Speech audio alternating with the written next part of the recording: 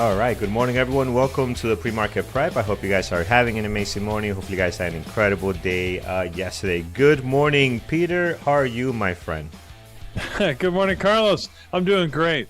And good morning to everybody out there. You know, yesterday you were also complimentary of. It looks like, hold on a second. Well, It looks I know, like you're we're a getting floating there. head here. We were also complimentary of Jared's shirt yesterday. Yeah. I thought I'd wear a fancy shirt today as well. There's a downside though. I didn't even think that there's green in this shirt. So when you have like a virtual background with a green screen, all the green makes me I'm sort of see-through. Look at that. I'm like a ghost. There you go, man. Ooh. Anyways, Very all right. nice, very nice. Yeah, it's a little unusual, unexpected effect there. I didn't have time to go try a different colored shirt, so here we are. Yeah. You No get worries, man. You You get get the to head, see through Peter see today. through the rest of me. I'm sort of only half here. Absolutely. All right, friends. Welcome to the Market Prep, guys. Good morning. Good morning. Let's take a quick look on what's happening in our gappers list, and we'll hop over to some of the top news this morning. So right now, our gappers list brought to you by TradingTerminal.com. So you can see here many stuff in the green today as the market continues to just push higher and higher. So overall, market's been doing very, very well. I mean, let's look at the daily on this market. This is just so impressive, guys. I mean, look at this. The world is falling apart. All-time high. Yeah. All-time high. So yeah, it's crazy. The world is falling apart, and now we are just nearing all-time highs in a matter of a week or two. So just so impressive. As you guys know, before the war, anything else, any conflicts, we're just going back and forth here. Here's the resistance area. We're right back at it again within this range. And again, last time we did something this big, we shot up and kept going. Right, we just kept going into some new all-time highs. So I'm expecting that in the next couple of days too. I think the momentum is here, and I think the market is just loving the action, and so are we, as we're getting a lot of momentum plays. Not all of them happening in the morning, right? The morning has not been as easy, but you come back later in the day, Peter, and everything is just gone. I mean, it is incredible. Look at MU, you look at Tesla, everything just really pushing higher. So looking forward to see what this list is going to bring for us today. I see some very familiar names on there already. But before we hop on to that, guys, let's take a look at our U.S. economic calendar. What do we have happening for today? Yeah, well, a few things. We'll come back with the data at 8:30 when it shows up, but we do have the import and export price indexes that are coming out. Crude oil inventory is at 10:30, which again normally doesn't impact the market, but these days you just never know. And then at 2 o'clock, probably the next big one is the Fed Beige Book being released again. This is produced by a different Fed agency every whatever it is, whenever, I don't know, it comes out like 8 times a year, something like that. It's some weird schedule. It's like every 6 weeks. Nothing we shouldn't already have known. It's really just an amalgamation of Fed opinions, and those are usually produced well in advance. This is just the formal bound version of it that comes out. So my shirt is, it's very, anyways, I'm interested in myself. It's gonna be weird all day. Okay. Ooh. It did it, and then it thinks it sees it. Look, there I am. Oh no, I'm gone again. Yeah. Oh well. Anyways, this market is just crazy. Like you pointed out, Carlos, we're near all-time highs, and that is very interesting because it is sort of a self-fulfilling prophecy. We were talking about this yesterday in the Bear Bull Trading chat room. At how, the reality is, where else is money going to go? With the market having gone up so much, especially compared to traditional assets, if you really want to get a return on your money, people are still turning to the stock market despite, like as you said, the world isn't in a great place. We got lots of stuff going on that normally would cause market depreciation, right? Or sort of a retracement of market values. However, we just see more and more money flowing into the market because, you're not going to invest in real estate quite as much as you would before because the returns aren't as high. Bonds, which is typically a larger market than the stocks, or at least again traditionally has been, don't return the same levels, and the market has gone up so much that it's now got an increased presence and value. So it's just one of those things where it's amazing. Like, it doesn't make any sense by traditional values, but here we are, and we've been here for years. So it's tough to argue the fact that the market seems to have sustainability no matter what. So let's go, baby. It means that if it means that we get good trades, then I'm all for it. Because like yesterday, Carlos, we got some good trades. You and I managed to well, I don't know if we're going to talk about that later, but I was a one and done. Unfortunately, it wasn't my first trade of the day. If it had been, that would have made it even better day. I had to make up for some early losses, but I had a trade that you guys were watching me. Carlos and I both traded Oracle, and I stuck with it. I got out of my final shares at 359.59, 1 second before the closing bell. And I sort of rode that thing out all day. It was like mid-afternoon around 1:30. I actually added into the trade. It was the first time I added all day because I was waiting for the right moment. Sorry, and I actually felt pretty proud of myself on that. Look at that ad right before the drop. That was lovely. Talk about timing. Yeah, I know. Good timing. I read it well after having watched it all day. Decided to add to my short, pretty heavy there actually, and then took another partial right at the new low of day, and then the last time I took some off was just right at the end of the day. So it was a great trade. It really was just one that so I needed that to restore some confidence after the day I'd had on Monday. So let's see if we can build on that today. Yep, absolutely, man. Awesome trade. I think I was all out much earlier, somewhere in this area here. No, sorry, I didn't get down up here when it came back up. So, yeah, man, amazing trade, and even more impressive ad. I gotta say, that is a beautiful ad. All right, friends, let's see what today brings. We got a bunch of stuff happening as usual, and let's start with our gappers list, and let's see what we can pull off this list here this morning. We'll start with the first one, XNDU. So XNDU this morning, we are up 11.6, 262,000 shares traded, hard to borrow. Very little volume. 4.2 is the float on this one. Yeah, I'm not too interested in it with that type of flow. So it's not going to fit any of my criteria. I see that the last couple of days, it's been doing very well. Look at the daily here, going from about 750-ish or so all the way up to about 18. So trading pretty nice the last couple of days. But it is a low flow ticker, which usually I am not involved in. So going to skip on this one, Peter. Anything new on it? No, I mean, we're going to see a couple of these quantum stocks here just because they had some move yesterday. Yesterday was the International Day of Quantum. So I love how there's like an international day of everything. It doesn't, anyways, it doesnn't mean anything, at least in my opinion. But anyways, they declared yesterday International Quantum Day, and Jensen Huang made some comments. So whenever the CEO of NVIDIA speaks, the market tends to react, and here the market was, he issued some, I don't know, they weren't exactly positive, but some supportive comments we'll see for quantum. But we already know he's supportive. He's just he's issued he's made statements that have both supported and depressed the quantum market based on how long he thinks it's going to take to get to fruition. I mean, he's a firm believer. It seems like he's just a little tentative about how long it's going to take. So, and of course, the market wants to hear it'll be tomorrow. And that's probably not the technical reality. So in any event, we're going to see some quantum stocks jump up on our list today because there's a bunch of them moving with a little residual value after quantum day yesterday, but I don't think they're going to make tradable opportunities, Carlos. I mean, you never know. They could, because we've got some good volume in the traditional ones, right? RGTI, Qubits, QBTS, which is D-Wave, QUBT. Those are the ones I look at, but then you get the secondary. There's all sorts of quantum players like the Xanadu, which is a Canadian quantum company. So pick one if you want, but I'm skeptical as to what they're going to do today.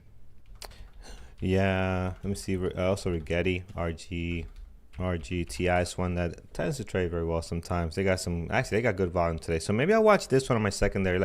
I want to see if today, after you mentioned, if anything happens, right? It's just going to spark these stocks up again, because For me personally, I have not been intraday trading very well. The volume's been very light, but maybe today they'll do something. So Q, BTS, and Rigetti are usually my two favorites. I am going to add Rigetti in a second there just to come back and see if there's anything happening there that might be worth our while today. So we'll put that one on deck. And as you already mentioned, a bunch of these here this morning. I see Hood as well. Hood, and where's Coin? Coin should probably be on here as well. But I see Hood also on deck this morning, which many people like. They're up 8%. So 8% on the Hood this morning, 2.4 million shares traded. So yeah, doing pretty nice there. I wonder if Hood is going to be moving with this news, Peter. Big news, and we'll talk about it probably a couple of times throughout the show today, is the biggest change in market restrictions since since definitely before we started trading. But it's one of the biggest changes happening as far as restrictions from the SEC and FINRA. And maybe we could talk a little bit about that now because that's big news for retail traders. Yeah. So yesterday we mentioned the SEC was going to be voting on if they change that 4510. Anyways, a rule, the rule that basically controlled size of accounts and the so-called PDT, pattern day trading rule, which limited the number of trades you could take in smaller accounts. And they basically voted to eliminate the rule. So they're going to be changing. They're going to be allowing much smaller accounts to trade, and that pattern day trading rule is going to be eliminated. So that's good. That means that you'll be free to trade sort of like we do in other parts of the world. In Canada here, I haven't had to worry about either one of those because they don't apply. Canadian Securities Commission did not have that in place, and thus we're able to trade the U.S. markets on a smaller account without any restriction to how many trades we take in whatever period of time. So I think it's good news. It should give more people the opportunity to trade in the market. And if out there you've been waiting, right, trying to save your money up to get to a good account size, you should now be able to enter the market earlier. However, that being said, right, if you're listening to me right now, I want you to heed my words. Don't just jump into the market, right? It warrants discipline. Wait until you're ready. Wait until you feel that you've got a strong strategy. I mean, there's no point throwing your money away at the market. If you really want to get in the game and make money off the markets, your best bet is still the funded account. I know it sounds self-serving, but the reality is we're giving away money, right? You pay for that funded account that you can get through Trading Terminal, or maybe as part of the Peak Capital Boot Camp, right? That would be another way to do it. And I promise you it's a cheaper option because you're paying for education, you're paying for access to the markets, and there's no downside risk on losing money, and there's upside potential that we will pay you if at the end of the time you prove that you can make money in a consistent fashion. So what do you got to lose? The reality is it's good. You can make up to $10,000. That's the maximum payout. If your account has a net positive balance of over $10,000, then you get the max. If let's say your net positive $1,953, we will give you a check for $1,953. So it's all upside. And if it doesn't work out, well, you know what? Then you didn't lose that money for real, right? If you end up in the negative, you gained some valuable experience over the period of time, and you saved your actual cash. So in any event, I know it sounds like self-serving, like I said, but honestly, we've set it up because we honestly want to help traders be successful in their journey, and we're hoping that that is a way to do it. So, but it's good news that they're removing this rule. I think overall, I just we just want people not to go crazy and throw away all your money into the market because now you can. Just because you can doesn't mean you should, right? That's what I tell my kids all the time. So. Yep, absolutely. Speaking of the funded account, Danya back on the top, man. Look at this, 27,000. Her time or his time is coming up here to end the funded account. They're right there. I think their finish date should be close, but up 27,000 in profits, and man, just incredible. So good job, guys. As you're getting near the end here, Danya. Kyle is doing his second account. He already got his $10,000 payout. He's going for his second one. He's almost finishing up as well. So congrats. Just a few days away from the finish line, looks like there. So yeah, a lot of questions and comments in chat in regards to the PDT rule. I mean, the margin part is a little bit tricky to answer. The wording on the document is a little bit tricky. It's not clean cut. And there's been a couple of YouTubers that have put their interpretation of what that means as far as the brokers managing the risk accordingly. Instead of managing based on this restriction, they're going to manage the intraday risk. But the wording is very complex. I even tried to ask GPT to, hey, break this down, and they didn't give me a great answer. So as far as margins and leverage, we don't know how that's going to be. I think the brokers will get that more detailed within the next 45 days. That's when the rule goes into effect. And if any broker needs more time, they have up to 18 months to kind of get an extension or something. So let's see what happens. And the other comment I saw is, yes, $2,000 is very difficult to make money with $2,000. I think that's just the limit to be able to get margins, right? That's the instead of 25, now you could do it at 2,000. Not to get the margin, to not get the restriction, See, because here's the problem, guys. You can have a cash account now, but the problem is it takes so long for it to clear. And that's the issue. So forget about margins for a little, right? You could have a $10,000 cash account, but the problem is if you use 5,000, then that 5,000 takes like about a day or so to clear, right? You could trade as much as you want, but it ties up a lot. If you're using margins, then there is there's no limit, right? You could trade back and forth if you have over $25,000. There's not that 3 day. Is it 3 day or 4 day? It's 4 day, right? I think it's 3 times, no more than 4 round trip trades in 5 days. That's what's going away right there. So the margin part is still very tricky. And then it also talks about, can we use leverage? They don't know that yet. Can you trade some leverage ETFs?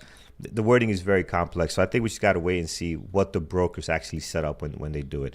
If you go to Schwab, though, Schwab already has the limits changed. You already see it on there. They brought their limit down to open up at 2,000. Yeah, they on it, man. Brokers want this so bad. This is money for them. There's more transactions, more fees, more liquidity. So brokers, market makers, they're all for this.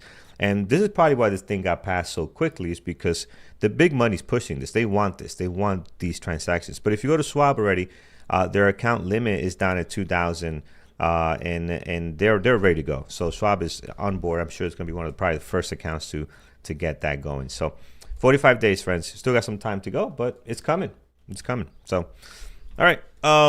Let's see here, friends. Let's continue. So we talked about Sandux, QBTS, and some other one. Hood is on here as well, doing very nice this morning. I think Hood might be one to add to the list. They got 2.6 million shares traded.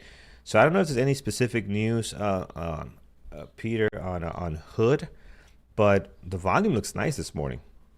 I know that, a few people, including Brian from the chat room, were watching Hood yesterday. I think it's just they are expected to be one of the prime benefactors of the change of rules because, they're always been seen as a very accessible, point of entry into the market with their sort of zero fee trading schedule and strategies. And if more retail traders are going to be invited into the market, they're likely to do it through Robinhood. So I imagine you're going to see more ads. They're probably going to ramp up some ad campaigns to try and attract those traders. And they're seeing the benefit here this morning. So it might be worth watching today. There's no immediate benefit. It's the speculation of benefit, but that's all we need for this market to move. So Hood could go well. I mean, it did get some good increase yesterday, and it's on a daily chart. I mean, there's lots of room to the top side here, right? Even at $85, this stock easily, before it hits any significant resistance, we can go up to $120 or so if I look at the daily. So I think there's a whole bunch of opportunity here. I mean, it doesn't mean it's going to do that today, but the opportunity is there. Yeah, sure is. I like, again, just more the volume we're getting. 2.6 seems like a lot here, and just the way the pre-market is trading looks nice. So let's see. It might not be anything, but I'll put it on my primary here because I personally do like trading Hood. When it does trade well, it can be very nice, so let's keep an eye on it. Some very familiar names here. IonQ. I can't remember the last time I brought this up here. So IonQ, it's been a while. These guys are moving as well, as you mentioned earlier, up 6.7, 5.2 million shares traded. So some really good volume this morning for IonQ. Anything specific to them, Peter, this morning? They took advantage of International Quantum Day yesterday to announced that they have been able to demonstrate their first entangled network quantum computer by photonically linking two trapped ion systems. So, Mm. anyways, that sounds cool. I don't quite understand what I said, but it sounds like cool stuff. So, anyways, quantum, I want a flux capacitor. I want, give me a quantum drive, get me into Yeah. space, whatever. That's anyways, that's not what they're doing, but still. Yeah. Uh, Um, yes, Ben, that is correct. Public service announcements. Taxes are due today, right? April 15th. I don't is know that who right? wasted last minute. Who wastes last minute? If I'll you be well, scared that I'm why gonna not? mess something up and Uh, screw something up and not submit some papers. Uh, if you have but to, yeah. if you have to pay, wait till the last minute. Why pay early? They don't give you any Uh, benefit for that. no, it doesn't. But it's the submitting part. What if I gotta go back and get some papers? I don't want to feel rushed. I don't want to feel rushed. All Just right. get it in. Does Canada have any date? There's just what's the due date up there? End of April. So we still have End of another April. couple of Okay. weeks. Oh, okay. Yeah. So you got a couple of days. That makes sense. Yeah. Makes perfect sense. All right. Yeah. All right. Let's go. So yeah, last day, guys. Get your taxes in. And if you're a new trader and you start trading this year, don't wait till next April to set things up. Trading taxes works a little bit different. You want to start now talking to someone that can get you set up properly so you're ready for April 15th, right? Don't be that guy that shows up April 15th next year saying, yeah, I traded all year. Here's what I made. And you're not set up properly to take advantage. So don't do that. I know a couple of people that did that and that didn't work too well. So go see someone now so you're prepared for next year. All right, let's take a look, friends. Let's continue here. And we have IonQ Oklo. It's another one that's on deck this morning. We'll take a look at that one. So Oklo, hold on, too many weird different letters there. Here it is. Oklo this morning. We are up 6%, 878,000 shares traded. Again, been bouncing back a little bit from the lows on the daily. And pre-market action is getting some more volume. Had a not a great day yesterday. Had a great pre-market yesterday. It was sort of a dud Yeah. yesterday. Yeah, great pre-market, but yesterday, not so much. Towards the end, you got a run here that was pretty clean. But by then, I mean, you could have looked at MU. You could have looked at anything else that was doing pretty well. Tesla, I mean, PLTR, not so much. Intel towards the downside. Oracle, not so much. But there was a lot. How about this AVGO, man? It continues to explode here, right? Up to another 2%, 1.6 million shares trade. Again, this news of their deal, and they keep just doubling down on this meta situation. It's treating them very, very well. Very, very well here, guys. So not the easiest trade. Like yesterday, we saw it. It had a weird action pre-market. Before the pre-market, right? It dropped down, came all the way back up, but then was flat all day.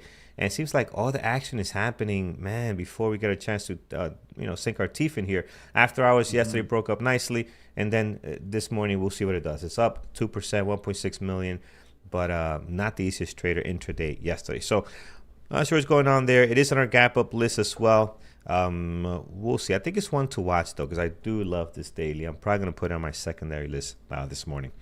All right. So, Peter, going to you. I mean, this is all over the place a little bit. I don't see anything I love. A lot of it is spaghetti, and we have some hood stuff on here and semis. Anything you like on this list this morning that you want to go over? Not particularly. Like you said, a lot of quantum, a lot of stuff on there. I noticed Nike's on the list. I mean, they had some news. In fact, I got a weird email myself personally from Nike this morning saying that their Nike, when you could customize their stuff and sort of they would sort of build to your custom configurations, that's leaving Canada. It's no longer going to be available in Canada as of, I don't know when it was, whatever the date was. So in the next couple of days. So, but they also say that they're changing their sales mix. They're going to be looking at more wholesale retail. Oh my God, I can't even speak here. Wholesale, anyways, versus retail. So that's going to change a little bit because typically you don't get discounted Nike gear. If they're moving to a wholesale model, that means you could see them, for instance, in a Costco or something like that, which typically you wouldn't. So we'll see if that benefits them. It's a little bit of a change of focus. So Nike's on the list. Nike's one that every time I watch it, it disappoints me. So I don't think I'm going to trade that. Yeah. There was some news on Qualcomm. Snapchat and Qualcomm apparently are working together. I don't see either one really moving here this morning. QCOM has had a couple of sort of interesting market announcements, but they haven't moved all that much. Snapchat had some moves yesterday, but they are apparently are going to be working together to produce glasses. Everybody loves the glasses. Anyways, they're still going with glasses. These ones look more now. The only one that has had some success, I would say, is Ray-Ban when they actually produced some glasses with the camera built in. And actually, on our trip to Egypt, we had two people that had those glasses with them, and they just look like normal type sunglasses, right? So I think that's what you have to do. You can't be walking around wearing a virtual VR helmet, right? Because then you just look like a goof. So, and nobody wants to look like a goof, right? Carlos, I Agreed. don't know if you have that slide, but we have a picture of what the Snapchat glasses look like. And they look just like normal glasses, and they're trying to incorporate Yeah. actually some smart lenses in there. There you go. And they're going to be using Qualcomm technology underneath that to make it a reality. So that apparently is supposed to be coming out later this year. Yeah. So that's we'll see how that works. I'm always skeptical about these things, but I hope they take off. I mean, it's sort of cool to think that you could overlay your reality with prompts and things. Most of the time people do it because it's unique, and then they realize it's annoying and turn it off. Yeah, So yeah, they got to get it right. It's like the uh, 3D glasses at home. You know, in 2013, I got a TV that had 3D, and you put the glasses on. It was the most annoying thing ever. yeah, It just didn't work. So yeah, where'd that go? um, Like, yeah, yeah, they produced like three shows that could actually leverage it, somehow and then I everybody stopped. somehow I still got that TV. It's a 2013 Samsung. Man, it looks great, but it's got the 3D feature. I don't know what the glasses are now. They're all over. Who knows? But yeah, it's still working. Uh, but this is nice because I see that this is the future here. The field phones, this is the future. The glasses, because now instead of looking down, just you're looking forward. You want to know the time. You could have it right on there. This is nice. I like this. I think if they can perfect this, so it's not Yeah. It inefficient or w- bothering to the eye, it'll be nice. I mean, it feels like we've got to be getting close to the tail end of the smartphone era, right? Like we Hmm. are all glued to our devices. We know that Yeah. everybody uses their smartphone too much. But I've got to believe that the physical device, the form function of the physical phone, I mean, we call it a phone. Who makes phone calls on it anymore? Anyways, I know, but it's man. it's So sad. So sad. it's got to be dying because it's much more logical to have the tech built into other things. I know my daughter's got one of the rings, right? That does all her biometrics and stuff, right? Built right into a ring. Now it connects to her phone, so the phone does the heavy computing. It just gathers the raw data, but like it makes sense. It just makes so much sense that instead of carrying around a phone, you just have your glasses or a watch or a wristband or hell, the implant. You just get that little bionic implant chip in your head or wherever they Yeah. put it so that you don't have to carry anything around, and it dynamically senses things. So I know that, we've played with this in lots of different forms. Nothing has really stuck yet, but we're getting there. Like, I know that we're going to hit on it. And within my lifetime, I'm pretty confident nobody will be carrying around a phone that will have some sort of method of being able to do all the stuff you do on a phone. It's just going to be on some virtual display using some other type of tech. That there you go. That's my prediction.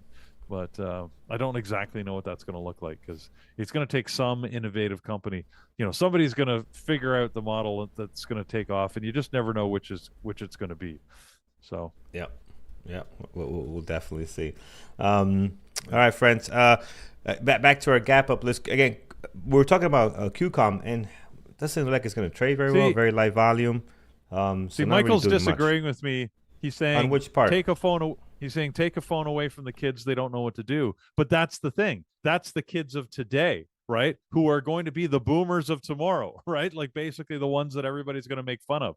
All you have to do is introduce the cool new tech, to the next generation, and that's what's going to take off, right? They're going to look at you carrying around your phone, the brick, and say, what is wrong with you? Like you're a The dinosaur brick. carrying around this stupid phone. Like, look at me, I'm no hands, right? I just wave and things happen like that. It'll be the turn of a switch. I am confident that if we get tech that actually works, where you don't have to carry a phone, where you could do it, just through hand gestures or, direct thought to your implant or whatever, I promise you that'll take off and phones will be dead within like a year or two. I am completely confident of that. We just Really? have to find that tech. I don't know if that fast, but you're right. I think that's the future, but I think it'll take a long time. Even when the technology is great, Peter, I think it'll take much longer. If it's cool enough, I don't know. I mean, anyways, we'll yeah. see. We'll see. I guess we'll We'll find see. out We'll when we be get here. there. We'll But be here. I'll bet you a drink that when we find that tech. Now the problem is we could find some tech that only sort of works, and that's the problem, right? Like we've had these virtual headsets that only sort of work, and everybody's like, "Well, you look like a moron." I'm not, I'm not going to use that. I don't want to look like a goof. But if we can get past that fashion function, right? That's where I think it's going to radically change things, and I think it could happen very, very quickly, and it'll be like no matter what the cost. In fact, the more expensive it is, the more wanted it'll be, because it's sort of like fashion, right? I mean, look at how $10,000 purses sell so well, and I look at it and go, what is wrong with you people? Why are you paying so much for that purse? I can get a knockoff, Carlos, in the streets of New York for like $50. I'll take it to Chinatown. Absolutely. Yeah, and why are you paying 10 grand? But they sell like hotcakes. There's waiting lists for these purses and things. Anyways, get the right tech. You'll be the coolest person. Everybody will want it. Anyways, enough about that. But that's I love it. We'll see. We'll be here see for what it. happens.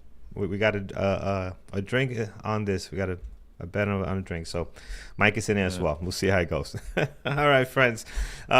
So continuing back here, this gappers list again, QCOM, we don't think that's going to trade very well. That's why we kind of went into talking about something more exciting than QCOM itself, because we've seen it before. Even with this to their news. glasses tech.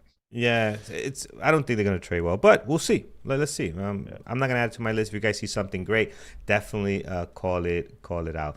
All right, let's continue here, guys. So again, a lot of quantum stuff. Go ahead, Peter. Yeah. Well, you were asking about other things. One that's gapping up or moving a little bit. It's not really gapping. Is Amazon. Amazon is just up marginally. But interesting, Amazon, like all the big tech companies, they want into the space race. And that's why I've got a rocket ship launching here behind me. We got the shuttle taking off. Yeah. Yeah, there it is. Anyways, the shuttle's taking off there behind me. Just because Amazon announced a fairly big acquisition. They're spending $11.5 billion or so to buy a company called Global Star. They've been a little quiet, interesting, about some of their space ambitions.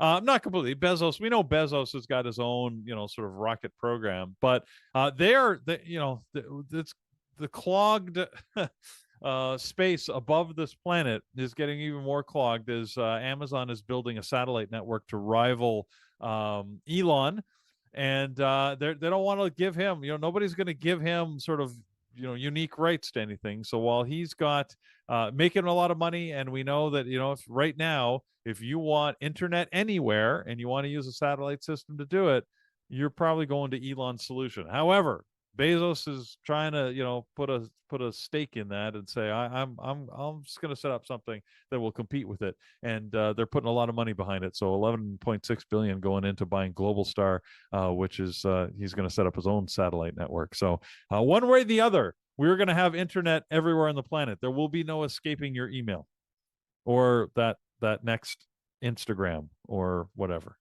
So it's going to be everywhere. And maybe just since we're talking tech news, you know what? We missed the release of economic data here, Carlos. I was busy, so excited about my stuff. Maybe we should come back to that. I've got the live data here. Let's see. The import price index, oh my goodness, significantly lower than anticipated. Interestingly, 0.8% versus 2.3. is the actual number, and the export price index came in roughly at target. 1.6 was the actual, 1.5% increase was the forecast. So, oh, and of course, I'm not sharing a screen, so I forgot. My bad. I'm busy showing it to you, and nobody can see it. In any event, so there you go. So there's the actual data. I said the market. I guess we didn't really miss much because the market, as I'm looking at it here, not reacting too much to that. No surprise. But again, later today, crude oil inventories. We'll see if the market cares at 10:30 when that comes out, and then at 2 o'clock, the Fed beige book. You usually just get like a little bit of a market reaction when the beige book comes out, but it doesn't really have that lasting of an impact really. So there you go. There's your economic data for this morning. Yeah, there it is, friends. All right, let's get to it. Let's see what else. I think that kind of covers our gap up. There are some more tickers coming in and making their way over here. Go ahead, Peter. Well, maybe it's time, if since we're talking tech, Yep. and I got the view that this new tech is going to take over. I like when people rebel sometimes. And Carlos, I'm not sure if you got that AI slop chart, but if you want to rebel, be one of the millions of people that go to youraislopbores.me. And if you haven't been there, I hadn't heard of this, but it's basically, if you want to, do you know what LARPing is, Carlos? Yeah. No? You're not LARPing? You're not a LARPer? You're on mute. I can't hear you. So I don't know if I am, but I've never heard of that. Never heard of LARPing? Okay. Oh. Okay. Well, LARPing is basically, it's traditionally when you dress up as like an elf or an orc or something, and you go into the woods and beat each other up with fake swords and things. So yeah. Definitely so anyways, have not tried that. No, live. What is it called? Live action role playing is what LARP stands for. So, I seen like World War II, World War One, like reenactments when they go out in the field, and that looks like fun. Is it something like that? I mean, that's the traditional value nowadays. There's a lot of LARPing. We've got some friends where their kids are huge into LARPing, where they, it's more like it's a Lord of the Rings theme, or you can do Game of Thrones theme, or you can, you pick a theme and you go out and and have it's, if you're into it, it's cool. It's very geeky in one way or the other. But however, I mentioned LARPing because if you want to LARP online, this is one way to do it. So basically, it's people pretending to be AI bots. So what they've set up is basically like a social media connection system where if you go to youraislopbores.me, you can go and ask questions like you're asking questions of an AI bot, but it'll be actual humans that will answer you. And if you ask for like, create me a picture of something, somebody will hand draw you a picture and send it back to you. So and they will answer questions just in, it doesn't mean that the answers are factual, but it doesn't mean they're any worse than what you're getting out of AI. That'll get people angst up in a whole different way. But in any event, so there you go. So this is letting you know what's happening out there. So you can go out and go to youraislopbores.me, and you too can be part of it. Whether you want to ask questions or you want to be on the other side and pretend to be AI and answer the questions with whatever response you're going to provide, there you go. Some online fun for you. So. We are definitely going backwards on this one. My goodness. Yeah. What is? Yeah. Well, I gotta show. We gotta show you all sides where technology's going and how it's degrading. That is. I don't see any benefits to this, but yeah, there's been worse ideas, I guess. There's been worse ideas. It's entertaining.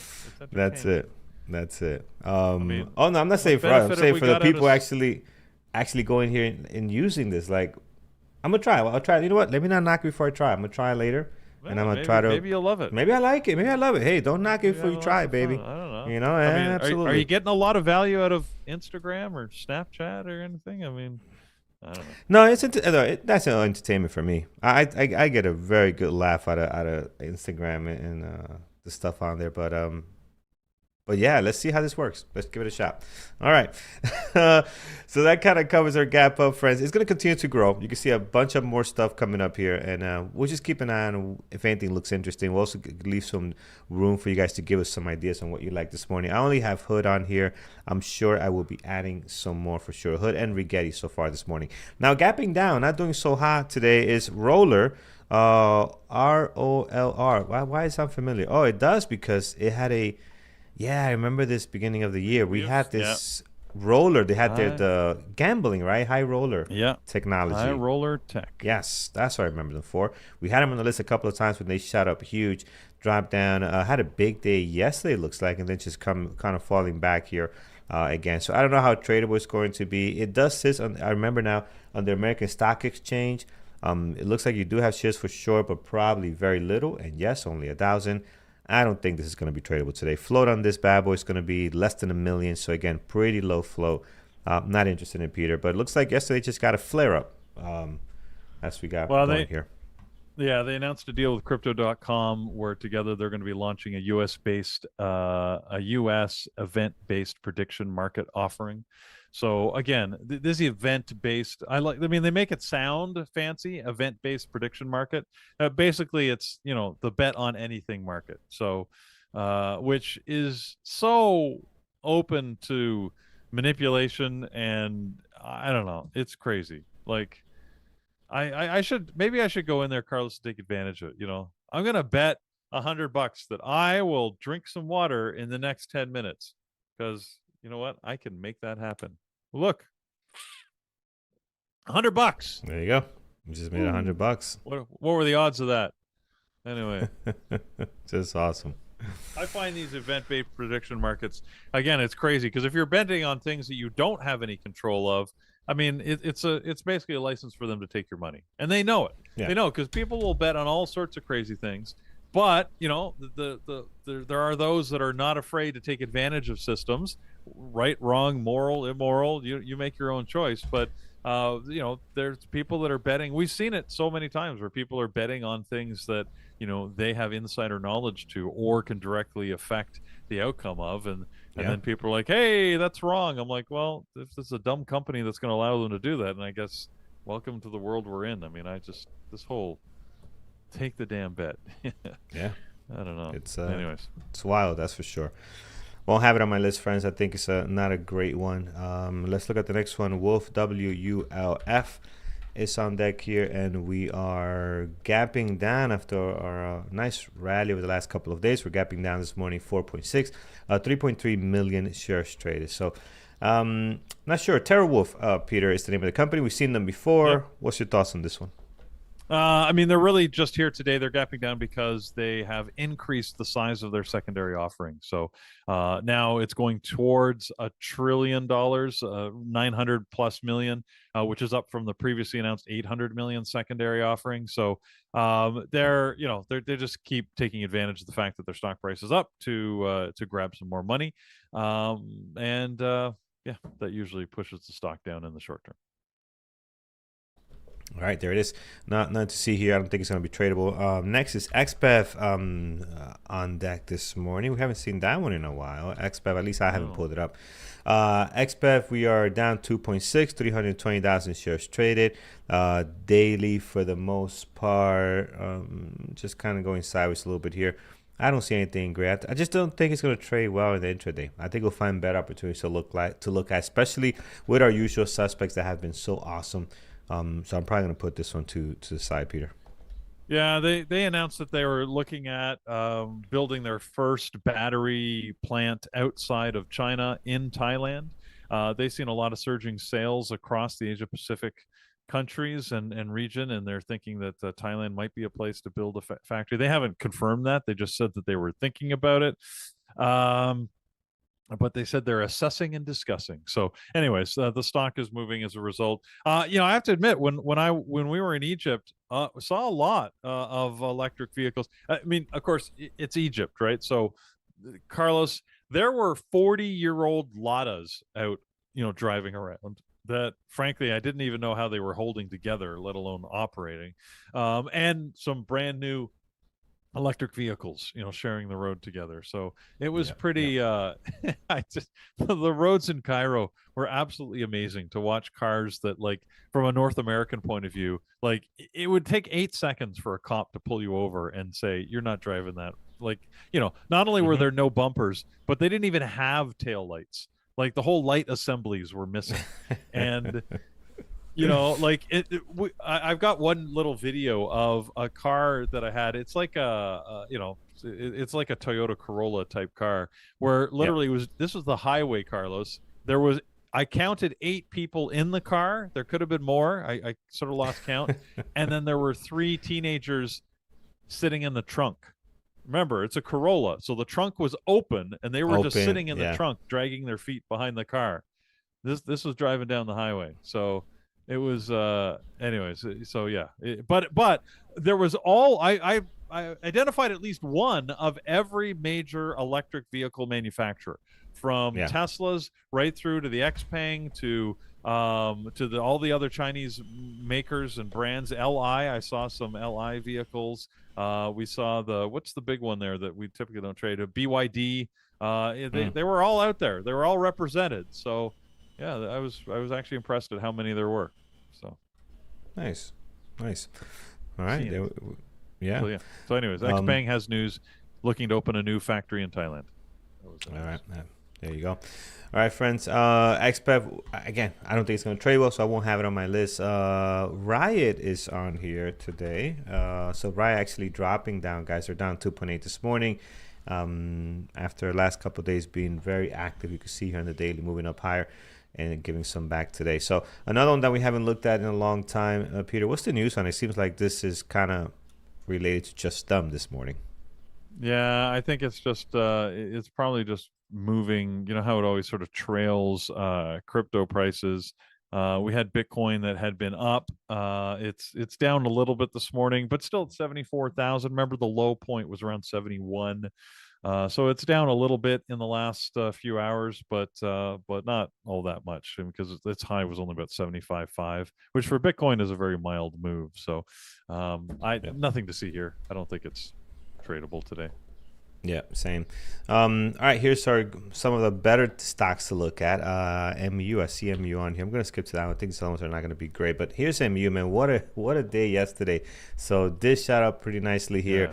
Yeah. I'm not sure if it got to its all-time highs because I can't see the after-hour stuff. But all-time highs is sitting right around 472. Could be higher. But man, what a move. So I will be watching them again today. Did not trade the best out of the gates yesterday. Did give us a little bit of a hard time, but then later on, it just took off and traded very clean. Never really looked back, and a lot of stocks did the same thing yesterday. So we'll have this on. Here's one of my favorite semis to look at lately, and I'm sure some other ones will be heavily in play. They're down today 2.2, but I think that's just after such a big move, you're probably going to give some back, right? And that's what you're seeing here. Big move yesterday. Down slide this morning, 1.1 million shares traded. We'd love to see where this goes from here, as it almost neared its all-time highs yesterday. So I like this one, Peter. What's your thoughts on it? What other semis will you be watching today?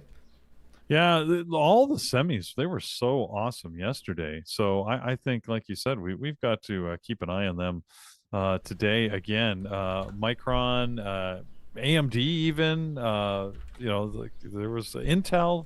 I mean, I can't believe I am actually saying Intel was a decent thing to watch, but it was. So yeah, Yeah. I think we got to pick whichever one you want. I don't know. I don't know now what's going to move well. Probably yesterday Micron and NVIDIA were the best two that from just smooth, steady all day type movement. But AMD wasn't that far behind.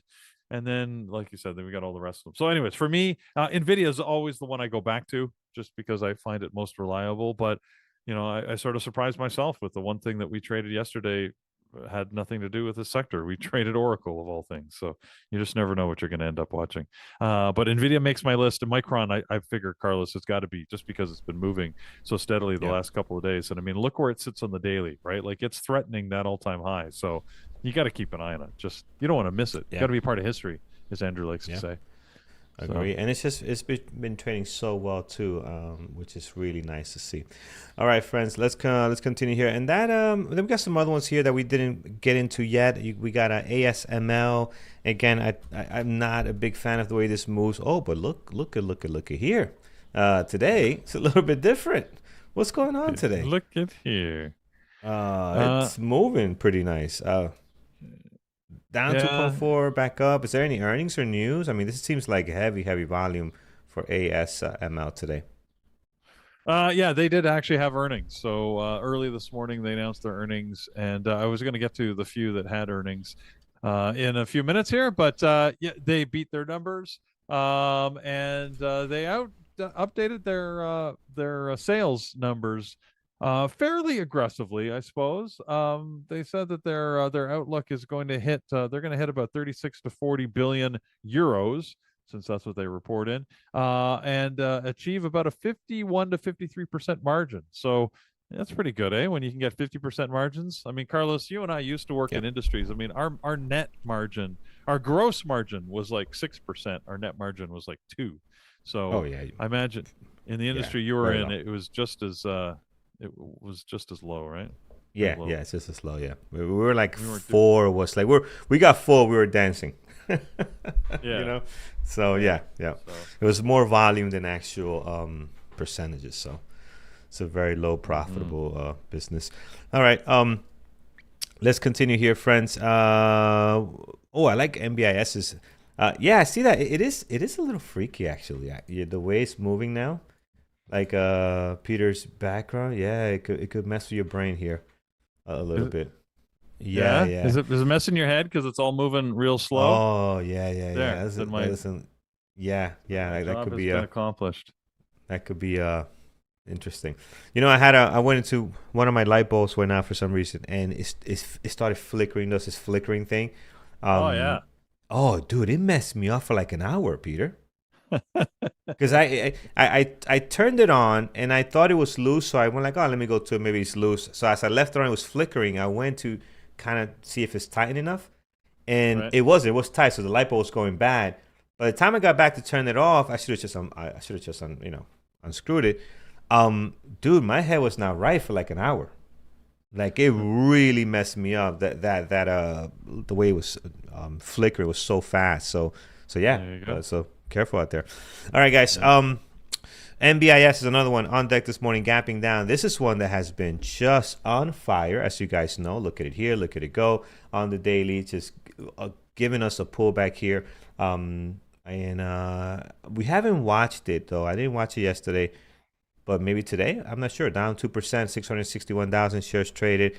Could be interesting today. I might add it onto the secondary list. I love this daily. Is the fun over? Are we getting some kind of pullback here? I don't know, but definitely worth watching this morning. At least as a secondary, I think. So I like it. We'll be watching it here today. Any thoughts, Peter? NBIS is I find it tough to trade. So yeah, Yeah. just be careful. Be careful Yeah. with it. Absolutely. Yeah, this can move a lot, guys. Very, very careful with the number of shares you take and Yeah. risk I don't management. like it. Yeah. All right, guys. That is it. That is all we have as far as our gappers list. The gap up continues to grow. I see more tickers coming up here. CRCL. I see now on here. SkyQ never misses a beat on deck again. SMR. I mean, it just continues to grow. I think it's going to get larger and larger as things start to get more volume. If the market can stay green and go higher, that's also going to help as well. Peter, as far as gap down, anything you love in here this morning? Not gap down particularly, but a couple of earnings. We should let you know we are sort of starting back into earnings season, and the banks usually come first. We've been sort of had this parade of banks all week. Yesterday was J.P. Morgan and Citibank and Wells Fargo, if you remember, right? We had those. Today it's Bank of America and Morgan Stanley are probably the big two. Both handily beat their numbers once again, right? Both earning a lot more than anticipated in trading revenues. Both doing very well. So no surprise. The banks always do well. We also have a bunch of sort of secondary banks, PNC Financial, M&T Bank Corp, First Horizon. They all reported. I'm not going to worry about those. I mean, we don't even trade the big banks, let alone the other ones. Bank of America always gets sort of the most volume. So if you want the big volume one, usually it's Bank of America that does the better volume. It doesn't mean it moves well, though. right? Like it's usually you're trading for pennies. It doesn't move all that much. So, but they had earnings. They beat their numbers. Yeah. Big yawn. The only earnings, if you go to tradingterminal.com, you can sort of see the earnings calendar. Again, the only one I'm really looking forward to is maybe we got TSMC before the open tomorrow, and then the big one really is Netflix after the close tomorrow. I think that's going to be the most interesting earner of the week. And everybody's sort of eager to see. Normally, Netflix has announced their price increases along with earnings. I found it interesting. You notice they announced their latest price increase, because they just keep increasing the prices. Yeah. About 2 weeks, because it was about a week ago, right, or a week and a half ago that they announced that latest price increase. So they chose to do that before earnings. I'm not sure if that means anything, but it means they have less stuff to talk about at earnings. So I assume they're lining up for a good earnings season, maybe, or they just didn't want to compound all the bad news or something. I'm not sure. Anyways, I don't know what it means, but we'll have to see. I guess you have to take a bet if you want to play earnings as to whether Netflix is going to have a good or a bad quarter. I really don't have a feel for which way it's going to go. We'll all find out together after the close tomorrow. Yeah. So. All right, we'll see. Yep, Netflix is the best one on here. I don't see anything else that looks interesting. All right, we'll take a look at that. All right, friends. So for me right now, only Hood, MU, MBIS, and Rigetti on the secondary list. Let's go to you guys. What do you guys like this morning? Let's take a look at a couple of things there, and then we'll see what else we can add on to this list. I'm sure I'm going to be probably adding. If I don't find anything else, I'm going to be looking at some of our usual suspects. Tesla, I'm going to add on there. Intel. Got to put Intel. Intel tweeted was very nice yesterday, so we'll definitely be looking at that one. And there's some other ones that are again moving very, very well. So let's go to you guys and see what you guys have today. I'm looking here on YouTube and also on X. SMCI this morning. Yeah, this is in play, and it actually is on our gap up list. I saw it earlier down here. Was it on here? Yes. Yeah, here it is. SMCI. Made our gap up list here. So it's going on and off now since it's pulling back from the high. So it's kind of losing that 2% a little bit. So it's just dangling right on it at the moment.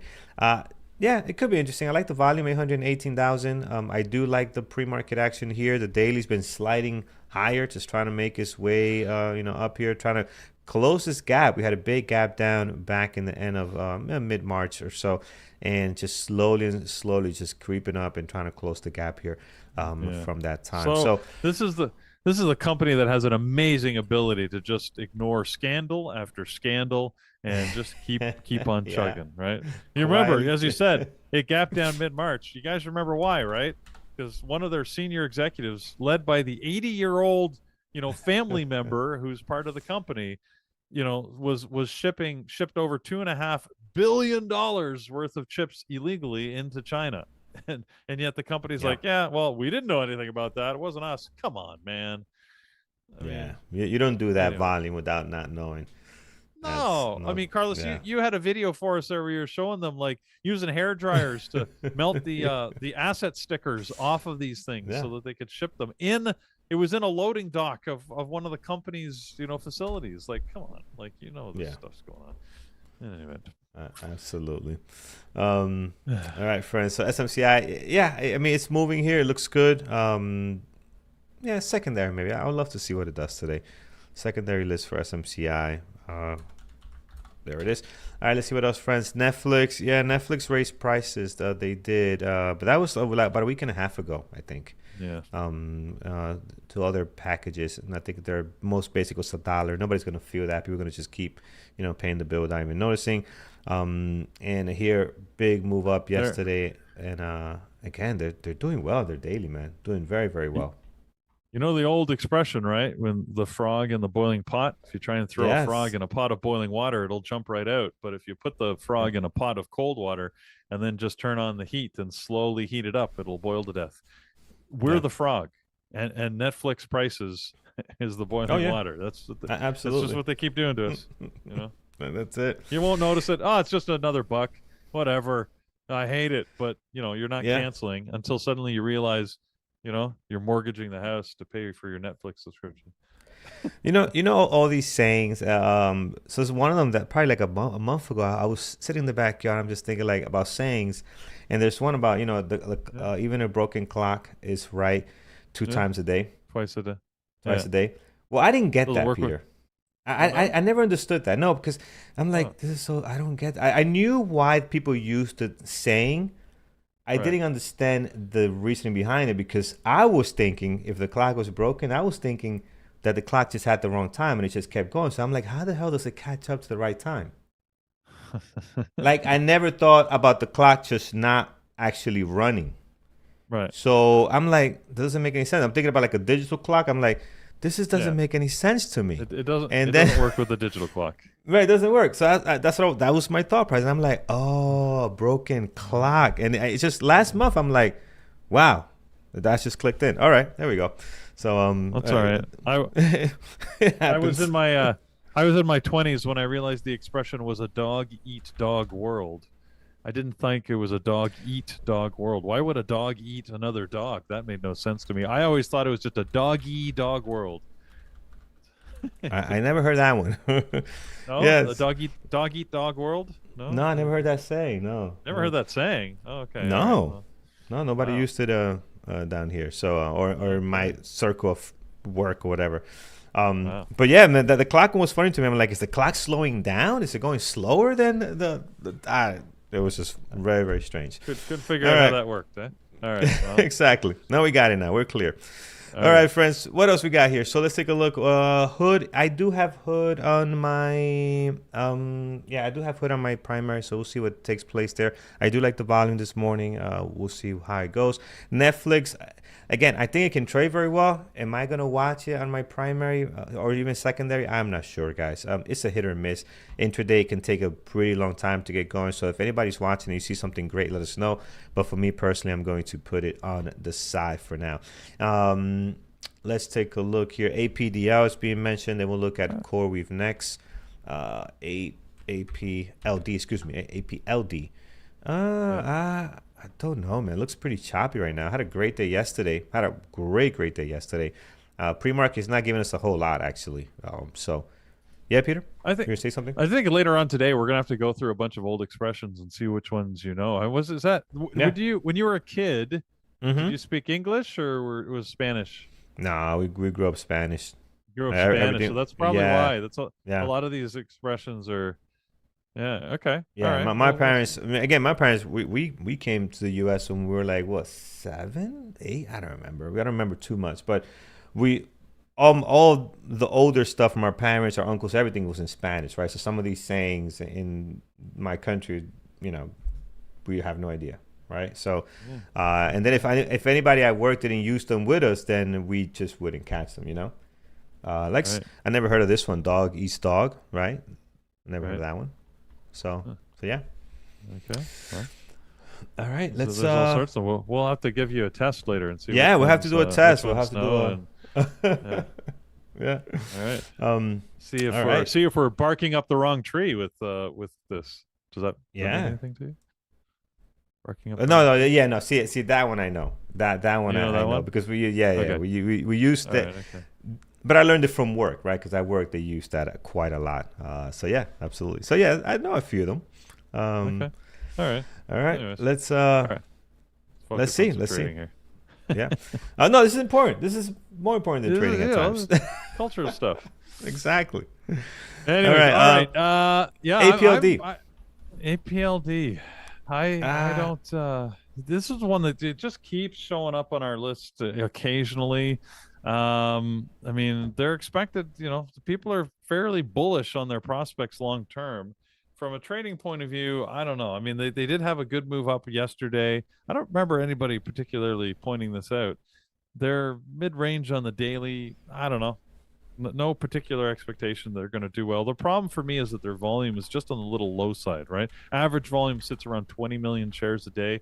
I like a little more volume than that. I mean, when on a good day, they'll do twice that. So, they could be in play. Yesterday was not a bad one. Today, Carlos, no particular reason to expect it to go up.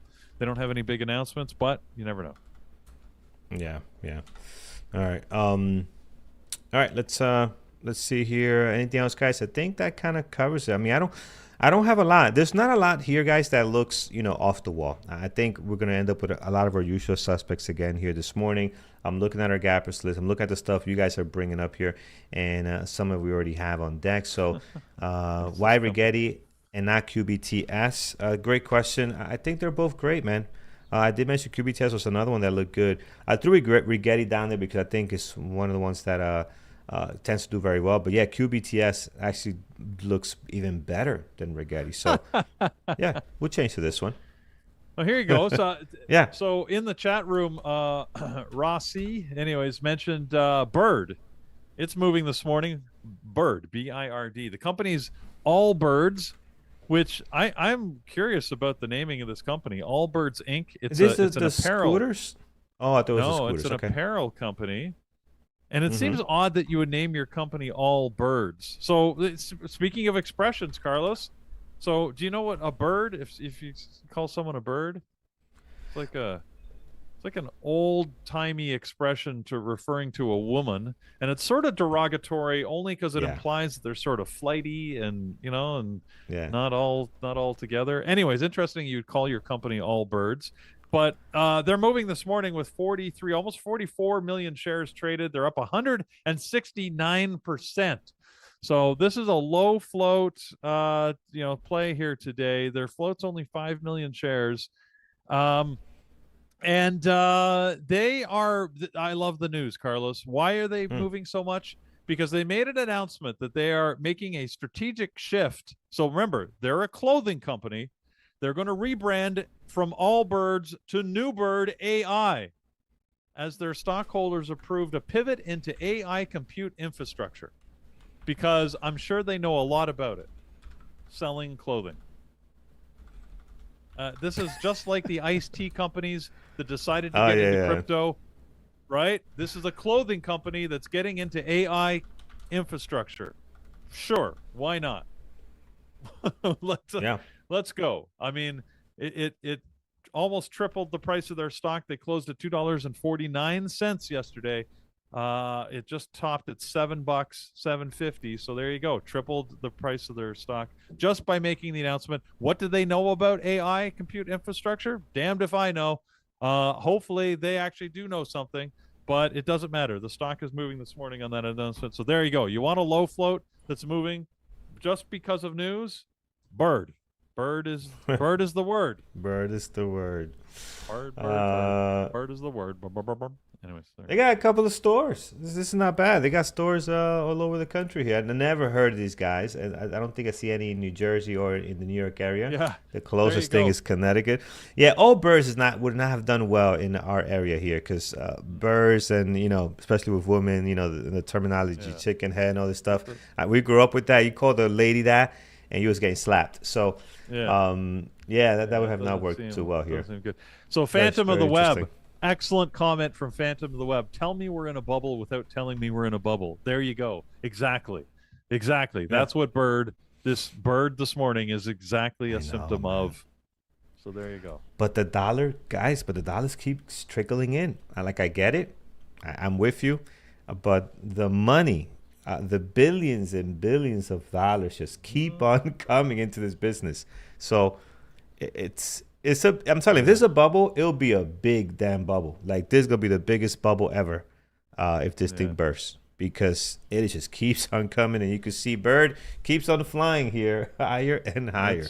They're up. Now, keep in mind the relative size of this. They secured $50 million of convertible financing to fund this pivot into AI compute. So, 50 million is 50 million, but we're not talking billions here.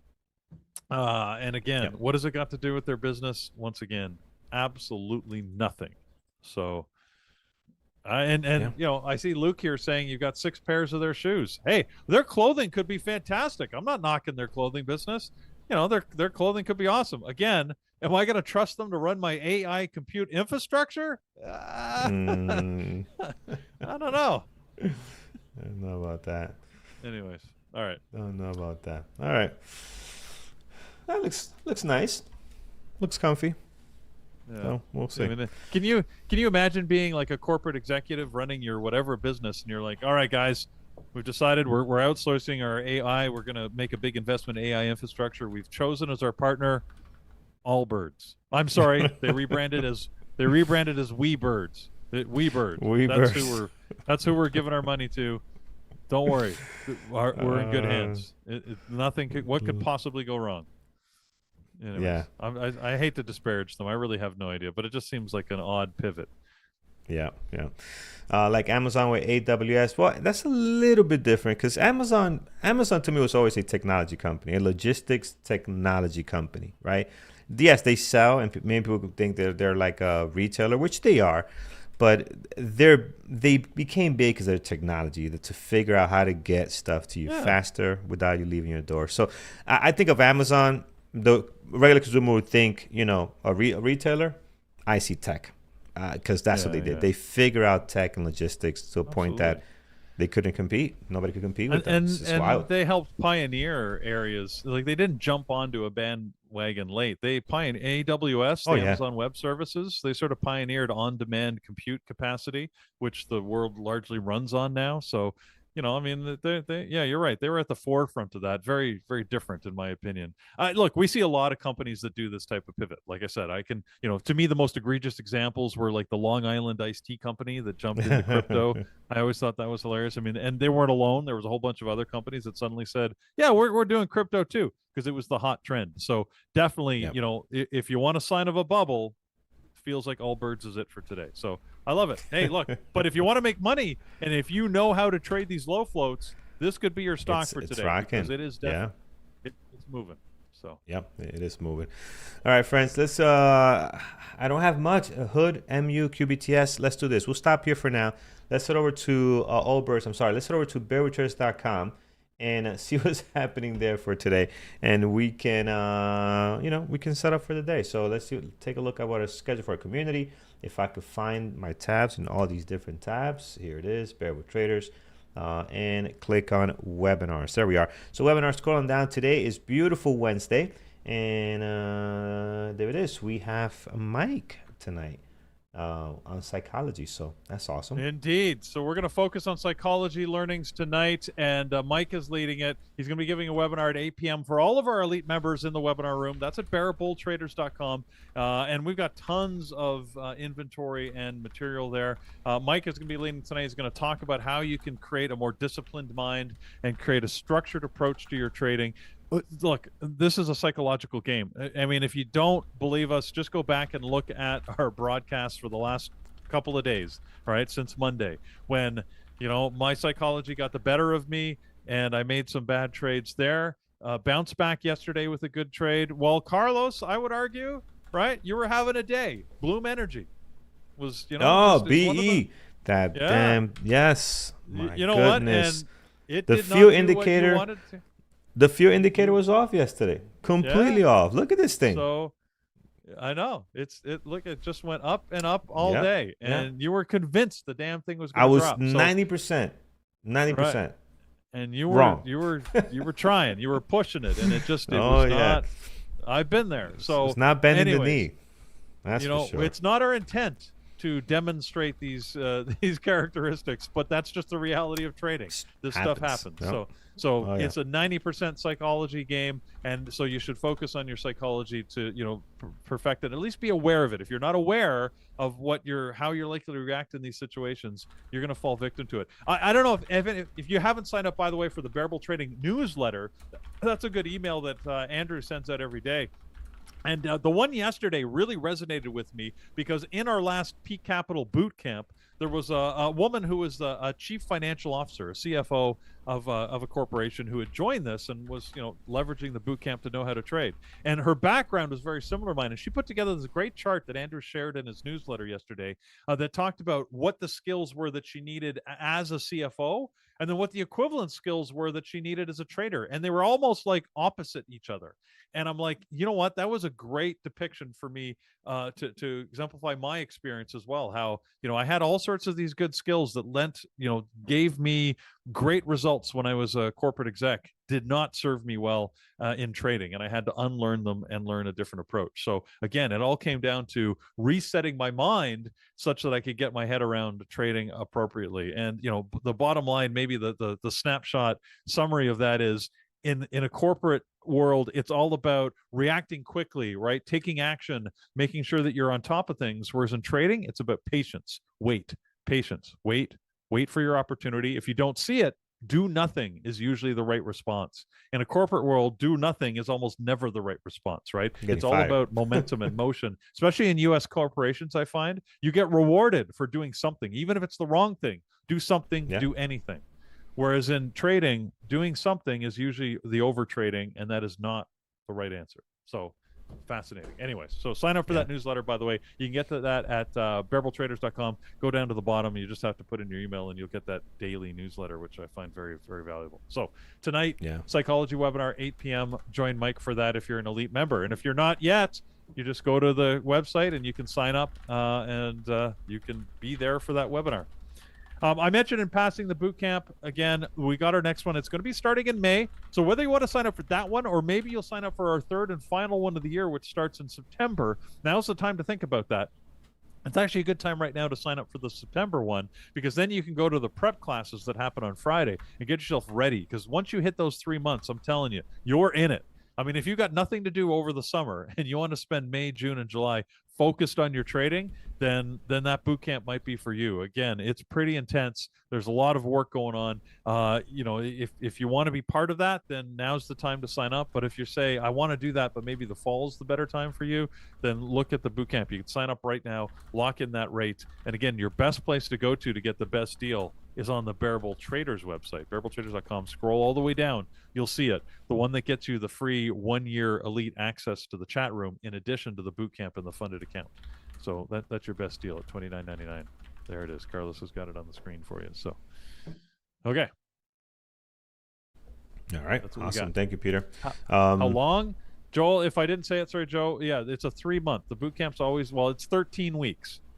13 weeks of activity, of intense activity. So, and you can see the schedule when you go to the website. You can see, like, we've got all sorts. I think there's like 15 different classes every week that you can take advantage of if you so choose, and live trading and all sorts of stuff. So those trading, by the way, are different than what we do here at on YouTube.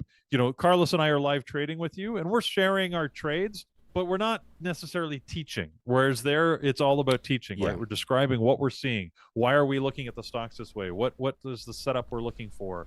How is it laying out? Why are we making the decisions we're making? That's what they're going through live in the mornings as part of the boot camp. So.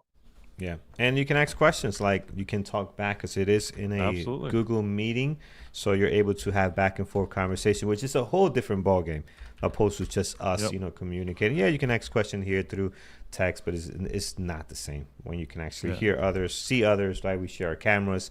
It's really nice. It's very, very great to have. And the boot camp, it's $3,000. $29.99 is the price. So yeah. All right, friends, again, get it off of here. Great deal, guys. 1 year of BBT membership, that's funded account, and bootcamp. You really cannot beat that. So check that out. All right, friends, let's get some levels in place. I have Hood, MU, QBTS. I know I can afford to ask some more, but we will see. Some great comments here in chat. Yes, our biggest story today is for the market overall is the PDT rule change. We could talk a little bit about that before we get to levels. As Peter mentioned earlier, the change has been approved by the SEC, and 45 days, it's going to be in 45 days. Now, it's unclear with the message if 45 days started yesterday or when they actually do another official letter to FINRA. So it's very unclear, but it's 45 days from whatever date that is when I read the document, when I summarized the document. So we'll have to see when exactly that is.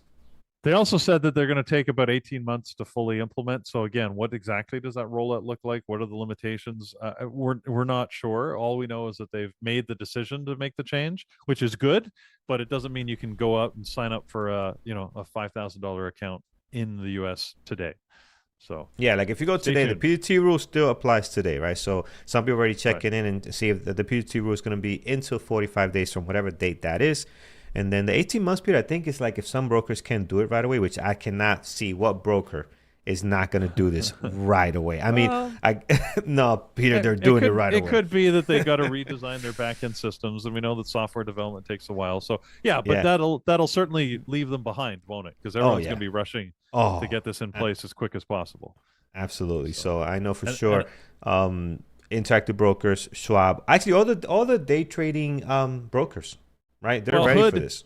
You know. Hood is well positioned for it, which is one of the reasons why their stock was going up yesterday, and Yeah. we might be worth watching today because yeah, they could pretty much implement, I would imagine, right away. Their system is designed much Yeah. more, it's a newer system, and it's designed around this type of volume. So Yeah. So to answer some questions here, guys, on our big news, on the big news today. Yeah, does PDT rule apply only to you, to Americans? Yes. If you're a U.S. resident, the PDT rule applies to you. It doesn't apply to, like, for example, Peter in Canada. But it for does U.S. not. residents, it does apply to us. Yeah, I can finally close my accounts. Yeah, CMEG would lose a lot of customers, and anyone offshore is going to lose a lot of U.S. customers, because why would you do that and pay more and pay wire transfer and all the stuff involved?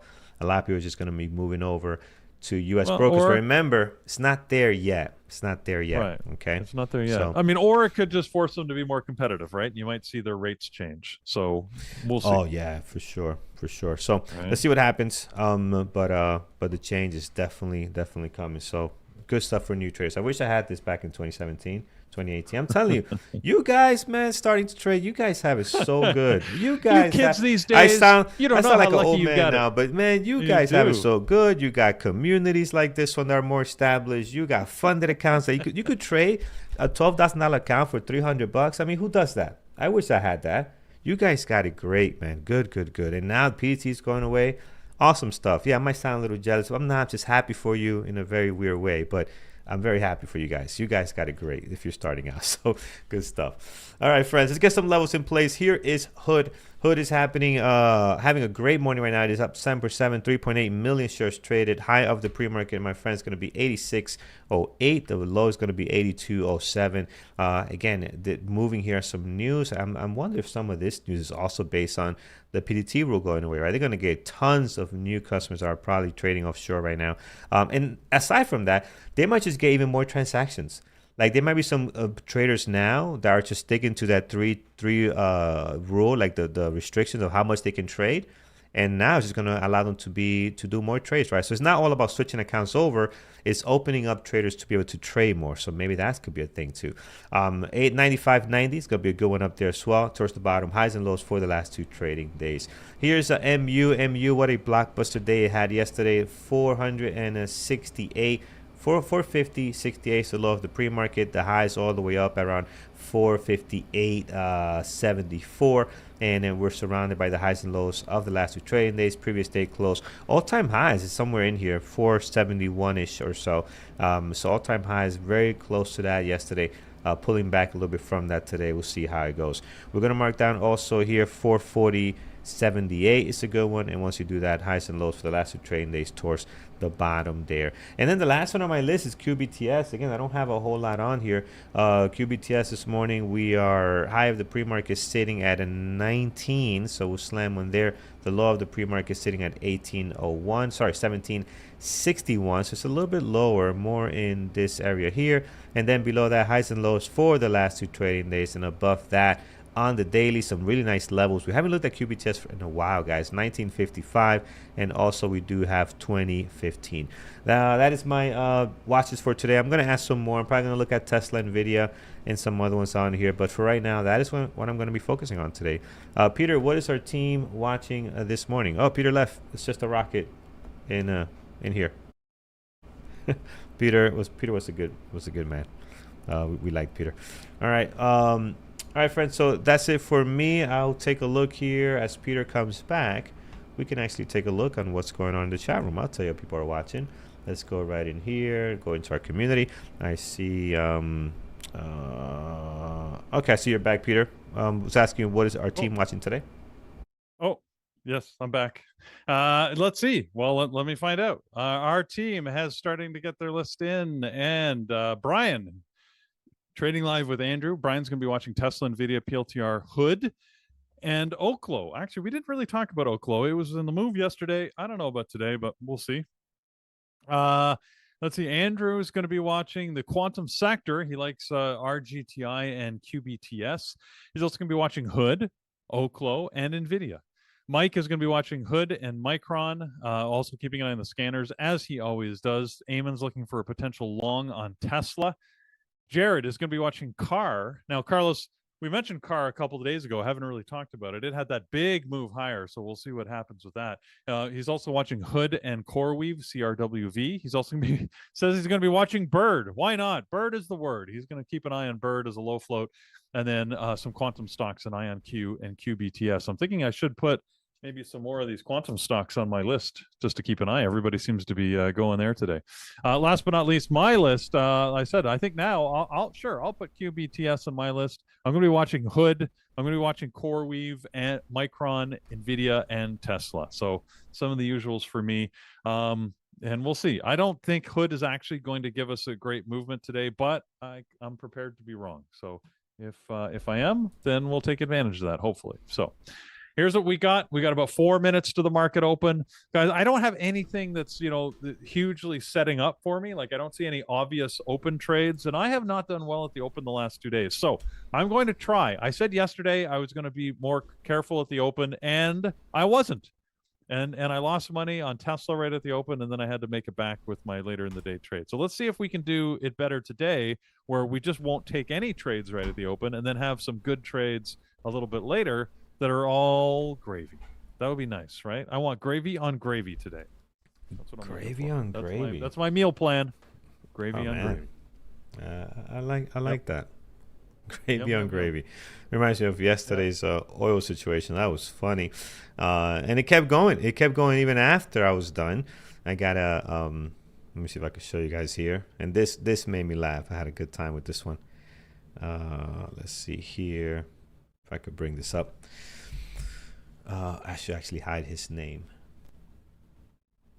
All right, let's get into the market here. Where's my? There I am. Back into the stock market. I'm gonna try to hide some of the stuff here, but yeah, Patrick, who won yesterday, sent me a great email. That was nice. Patrick, here's the email Patrick sent me. I try to hide his last name, but his last name is everywhere on this thing. Even his username has his last name. So I tried it, Patrick Allen, but your name is all over the place here. He says, emails me, oil me up. I'm like, oh my goodness. He won the funded account yesterday. Why not? So that made me laugh, man. I saw it. I was like, I love it. So another funded account later today, friends. We're going to be oiling somebody else up with a funded account for our Lambos and Garbage Truck family. So congrats, Patrick. Yeah. Today, I do all my emails between 11 and 12. So I'll send that to you later today. So perfect. All right. Let's get ready here, friends. 2 minutes to the market open. 2 minutes. We are Hood ready to rock. Moving down here, and Tesla did an up and down. NVIDIA is going green right now, so we'll see what's happening there. It looks like all the semis are moving up. AMD's also went green momentarily. I don't know. I'm not sure I don't have any open trades again. I'm going to try not to go crazy. Oh, you know what I need to put on I need to put on a screen here somewhere. Where can I put bird? Because it's the word. Bird. Put that song in my own head. All right, gotta watch bird here. Why not? It's just the crazy stock of the day. Why not? Yeah, I have it on my popcorn list here. Yeah. Oh. All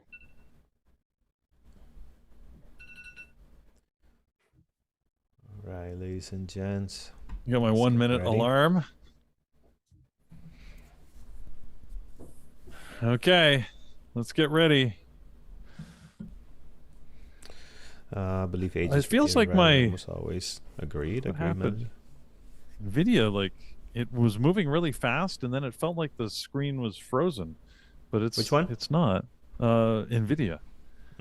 Like it popped up really fast, and then suddenly it just went to the previous day close and just sat there. So, anyways,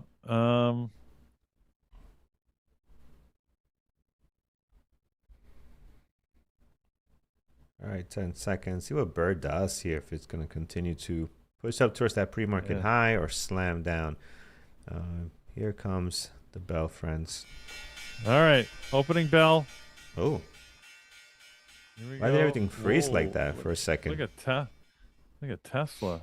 Whoa, Tesla dropped $4 right out of the gate. NVIDIA popped up. Tesla.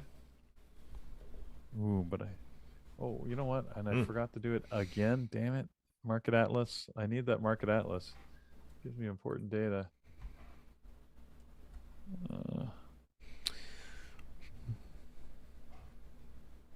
Oracle. Okay, so this is good. I was thinking short on Nvidia, but I'm looking at Nvidia's level, the Atlas, and there's topside orders here on Nvidia. So I'm not going to get caught in that again. What about Tesla? What does Tesla look like? Tesla's coming back here. Have a nice bounce off those lows back into the green. QBTS dropping some more. Bird hasn't moved. No, Bird is struggling. Got good volume on the first candle. Now it's just kind of waiting to see what's next. Apple's popping higher. See, there's Nvidia going up again. Rigetti, both Rigetti and QBTS taking a nice dive here. PLTR is being mentioned in chat. Let me take a look. PLTR. PLTR. Did you Rashi, sing a it's a song? great. Did I? Was I? I don't know. I didn't hear That's what I thought I heard from you. Oh, I probably didn't even notice it, man. Seven I'm in the Nation zone. Army? I'm like just. Yeah, okay. He's I'm locked in, just baby. Doesn't even know locked what he's in, saying. man. I don't even know All what right. I'm saying. All right. Love it, love it, love it. Rashid, great question. We can answer a little bit later. I mean, it depends, man. There's so many ways you could do that hockey thing, but we want to focus just on the open right now. But welcome. Glad you're new here. Definitely subscribe. And I can get you some information. Actually, email me, carlos@babeltrace.com. I'll get you some info. And if you're still around later, I can give you more information. You know, I struggle to do these little pops at the open. Andrew jumped into NVIDIA at 197 saying, let's see about getting a move to 198. And I got to say, the level 2 or the Atlas data supported that. And it did pop to 198 quickly. And look at all the orders sitting there. There's a ton of volume. And look at that. He got a dollar move. Why didn't I take that? Well, one, I said I wasn't going to trade, but also I really struggle with those taking longs on those early moves. It's those are tough. That's what 1 minute ORB he took. Yeah, but that's his bread and butter, man. He does it like every day. Yep. Why don't I believe him? You'd think after all these years I just believe him. I've watched him make millions of dollars doing that. Anyways. That is his thing, man. Absolutely.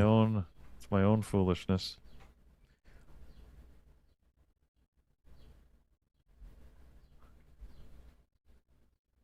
Let's see here. PLTR coming back above the VWAP. Waiting for a 5-minute ORB. MU. See, this is where it gets tough. Like, this thing is going. All right. So for a 5-minute ORB, it might get too extended. So this is where the 5-minute struggles. This 5-minute ORB struggles when things get going. They don't wait for you. We need this to move around a little bit, then break out. But if it just gets going, then it becomes a really tough place to just chase. Hood getting back to the view after dropping all the way down to 81.50. This could be interesting. So I'm going to wait to see if it's able to hold here.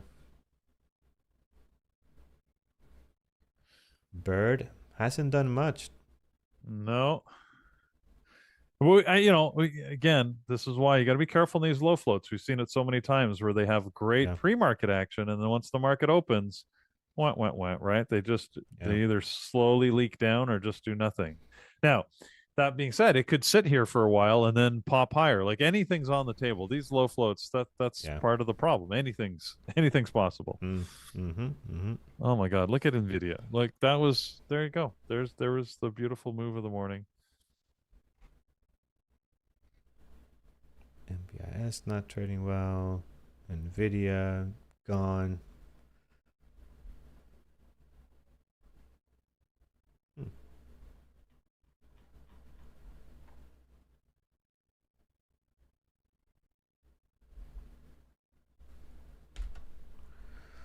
PLTR. PTR's got a nice 5-minute candle, a lot of buying pressure on him. I'll pull it up here on Atlas and see if there's a possible long opportunity. Let's see where the supply and demand is. Oh yeah, 137. What is this? 136, 80 cents.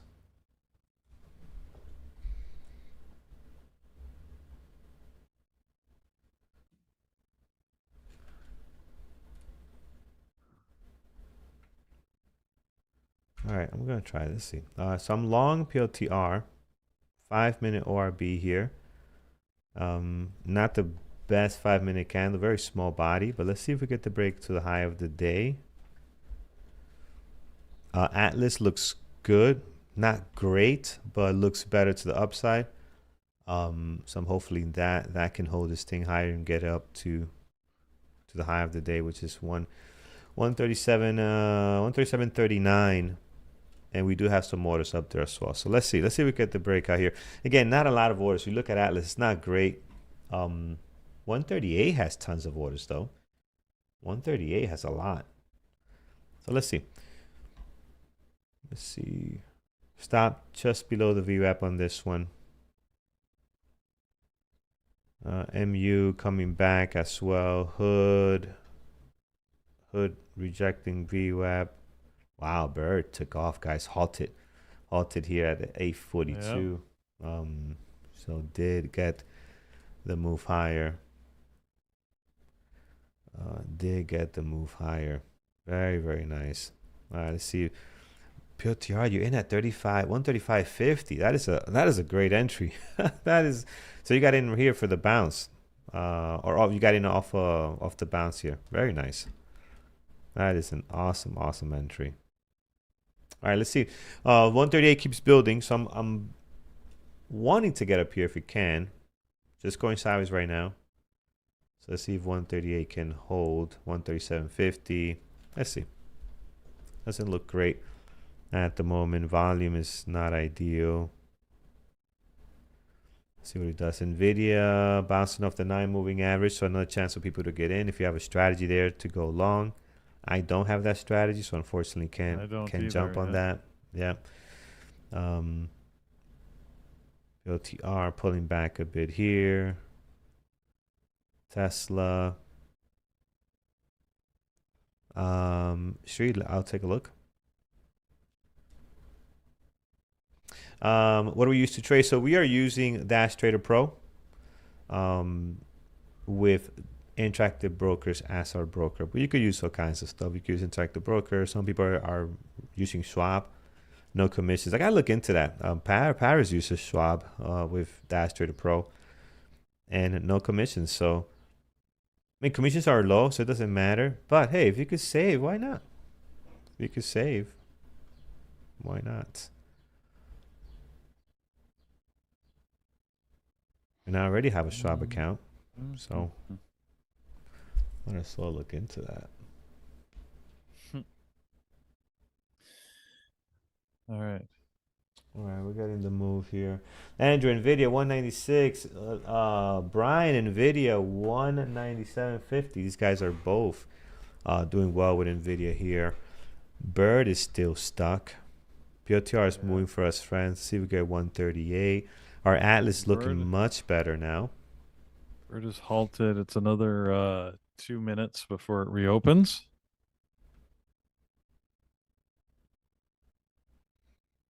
Oh no, let's see, 138.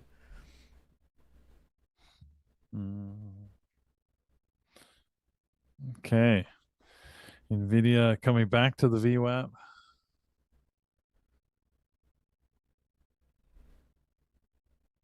Just looking at the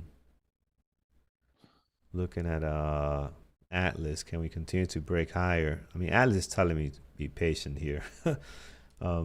There it is. Okay, beautiful stuff, Atlas. All right, partial here, and Atlas looks very nice for us, friends. Very, very nice. Oh, wow. I didn't even Yeah. realize you were in PLTR. I missed that. I wasn't Yeah. paying attention. Look at that. Oh, Okay. we're good, man. We're focused. We're Good both for- locked good in for what we're you. doing. You know, we're both locked in. You're locked in. We're you know, Okay. we're focused on searching and taking action here. So partial here, and I'm just like looking at Atlas, man. Just look at here and see, can we go any higher? We do have the demand is definitely to the upside, guys. And who was in 135? Who was in 135.50? That was, I saw the name earlier. Melanie, you're in 135.50. Yeah, that's 35.50. Wow. yeah, That's she bold. got in on the bounce. Wow. Yeah. Good job, Melanie. Expecting it to break back through previous day close. That's yeah. I mean, I'm glad it worked out, but oof, that's a risky bet.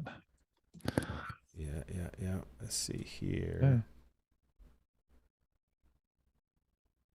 Yeah.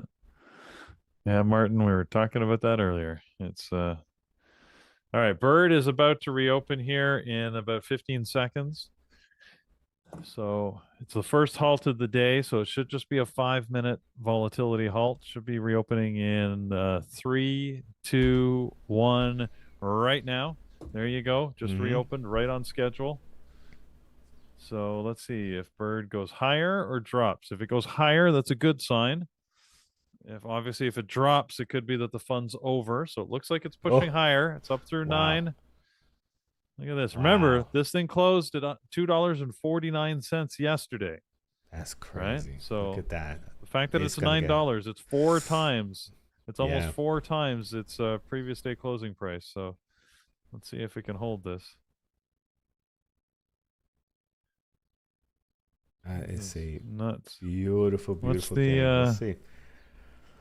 Limit down. Limit up, actually. It's 1057 is the limit up 1057. number right now. So Yep. 1057. Let's see. It's just about to hit 10. 988 is the high. Well, if it's struggling though, it's not just charging right up into the next limit here. So maybe we'll see. Oh,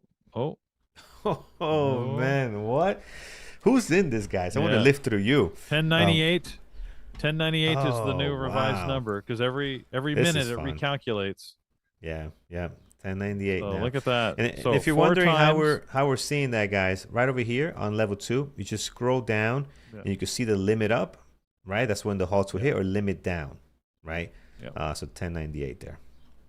Okay, let's see. Firebake, you took 500 shares on this? Yikes. You're bossy, man. I don't got the cojones. That's bold. Yeah. Again, it's great when it works. I've been on both sides of that, you know. Yep. Taking 1,000 shares when it works, and I'm taking 1,000 shares when it doesn't. Yep. And it's exhilarating. It really is. The euphoria and everything is really awesome. Man. So look at that. So they held it long enough that when it popped higher, the limit up moved. Changed. Yeah. It moved, right? Because now it's at $11.64. So they're holding this. So that's interesting. The clothing company, remade as an AI infrastructure play. Oh man. On fire crazy. today, friends. Fun to watch. NVDA it is fun to watch. Coming below. Sorry, NVIDIA is just coming below VWAP here. Let's see what it does. It's still holding that level. And Tesla didn't make as much of a move higher as you might have thought when it came back through the VWAP. So it looks like you got the better move on PLTR. If you're going to take anything that bounced off a previous day close, which is odd because Tesla looked better. If you look at, looking at a 1-minute chart, I like how it held the previous day close and then pushed higher. So Tesla looked like the better play to me, but PLTR ended up getting the better move. So yeah.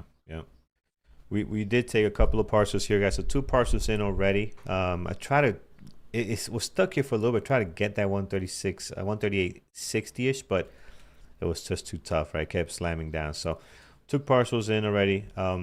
Our stop will be at a break even for sure, but we'd love to see the VWAP kind of move higher and create this support area. So if it keeps coming down, to find a bounce that is well above my entry, so we can stay in this move if it's gonna go higher. But let's see what it does here.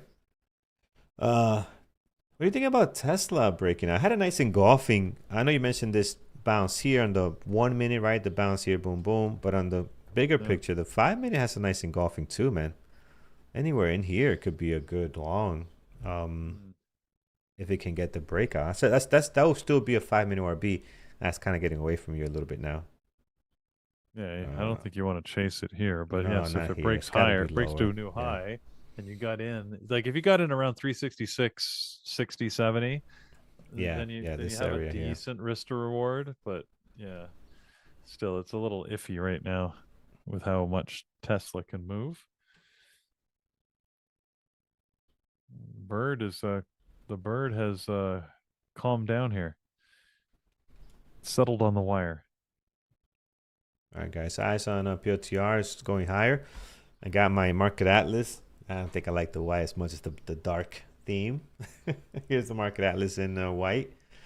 I don't. Yeah, it looks Oh no, weird, right? I Does don't like anybody that use either. this like this? I don't like that That either. that does look weird. I like the It's, dark theme for sure, let's but go I dark, usually baby. use the dark theme on things. But Yeah, that's it's a little that looks weird. bright. Let's So go. what are you looking at for PLTR? Let's call up PLTR on So the Atlas for me. Oh yeah, there's you got some topside orders. Yeah, it yeah, looks like it 139, wants to go 138. higher. Yeah, man. Yeah, I'm hoping. How did I get this yeah. back to dark? There we go. Back to dark. Yeah, that was, couldn't even read it. Here we are. Yeah, 139, 90-ish. We got a lot there, so hopefully we can get up there on POTR. Oh my God, no, no, no, no, What no. happened? Just I changed the Market Atlas to light mode and just to see Oh what it yeah. looked like. And it's it's horrible. weird. Yeah, it looks pretty bad. You could see my face lit up just because it was so bright. Yeah, it's so bright. I'm like, what is going on? It's From the bothering light my on the eyes. screen. Yep. Yep.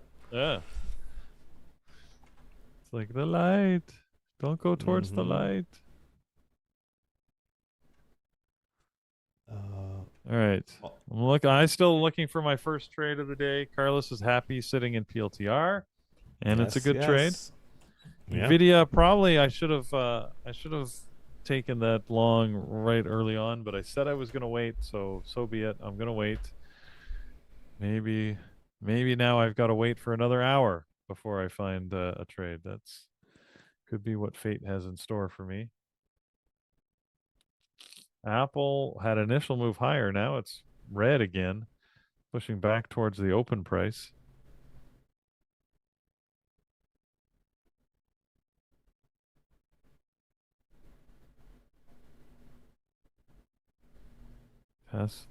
Tesla did break higher though, Carlos. So we got a good move there. Yeah, Tesla did have a good setup also. Like even in the 1 minute, like the 1 minute, I noticed now I had like a little bit of a VWAP breakout. So it's a lot combined here that looked great for a breakout. Like I said, you had to have that entry that Peter and I were talking about. You couldn't chase it up here. It would have been a tougher entry. Even by it working now, it would have been a tough entry there. But man, it's going. It is rocking. So some good plays today, guys. We got Tesla. We got POTR moving well. How about QBTS? Not so much. MU, nasty today. Nasty on MUs. Nothing to see there. Hood, trying to see what's going on. It's not doing a whole lot right now. NVIDIA dipped below the VWAP, but look at that. Right back up. Trying to get something going here. Very good. All right, come on. Let's see now. Let's see if PLTR is going to get it to us now, guys. PLTR. Well, If you're Bird looking has at, managed to avoid another halt, so I know it's moving high. It's interesting. holding that It's 1150. 12. It hit 12. I mean, Yeah, my so goodness. not Crazy. bad. It's really Not crazy. bad. Not bad. I guess buying it at 7. If you had the 500 shares at 7, you're pretty happy person today. Oh yeah. Um.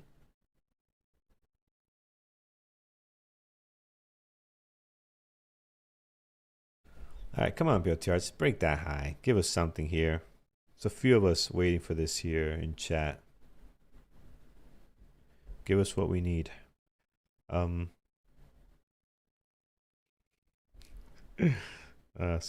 Screw it. I'll say oil is up. Come on, oil's up, please, PLTR. uh, Friends, we're doing awesome today. 250 likes so far. Hit that thumbs up over on YouTube. Really appreciate it as we get to our goal of 450, 500. So our daily goal. Once we're there, we're very, very happy. And we're about to be even happier now with PLTR if it can break here. Come on, PLTR. 139. I'm looking at level Atlas level 2 here. We have all these orders. Like the imbalance is clearly, guys, in our favor. Yep. In our favor. So here it is. Now let's see if we can get the break. Let's get the break. Come on. New high. That's good. Yep. Tons of orders at 138.90. There we are. We're getting 138.93. 139. I'm going to take another partial here, guys. 139. Makes sense. But this is close enough in case we can't break through. We're digging in, slowly digging in, but we're not able to just. There it is. It's coming. It's coming now. Here we go. Thank you, PLTR. Look at that. 139.05. Excellent. Excellent. All right. Nice trade, Carlos. Thank you, sir. Good move. There it is. PLTR doing very nice for us today. Wow, Tesla got that move. I didn't trust it, but it got the move. It did? Yeah. If you didn't get in really close to the VWAP on this one, was a tough play. Because Tesla's been so hard and choppy to trade at times. The market open, so it's been tough. But man, it did move pretty nice here. All right, PLTR gave us 139. Still, Market Atlas looks very good to the upside. Like there's nothing down here, right? We might get some couple of normal pullbacks, hopefully, and hopefully we can get back to 39.20. You know, we got 39. We got 140 with tons of orders up there. Hopefully continue to just climb higher here. So let's see. What are my settings on Atlas? I got up here. I got level 10. I got level 10. I just kind of zoom it out there. So that's all I have as far as settings. Config. Here's my config. So sensitivity 4.1, lower cutoff 0, upper cutoff 100. I don't know what this does. Oh, okay. It looks better all the way up. Yeah, I got 0 and 100. I think that looks fine. Local time, what is this? New York, baby. New York, New York. That is what we do here. And what else? I think that's it. Show bubbles. Yeah, I like the bubbles. We all like bubbles. So show the bubbles. I like the bubbles. Yeah, I like the bubbles, for sure, for sure. So yeah, so there it is. And just be careful, like, don't go too crazy. There are some tickers that don't have enough information, and then it just looks weird, right? It's not the settings, it's just the ticker. Like there's some that just don't look well because they don't have enough data.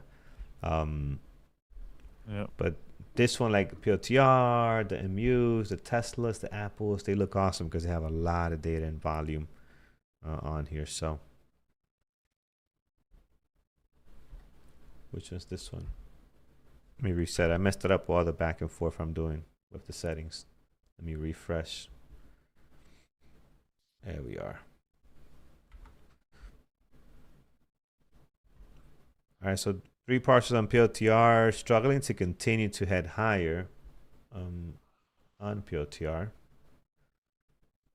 But the demand is still to the upside. Hopefully can hold on to this 9 moving average and continue to give us a little bit more. What is the SPY doing? Because that's going to help too. Oh, SPY's actually going the other way today. Yeah. Oh. Well, It's a little uncertain because it's had these sort of relatively big moves up and down and up and down. Like it's, overall it's gone up a little bit, Yeah. but in the process, it's been pretty choppy. Yeah. Yep. Trying to stay in the green, trying to hold.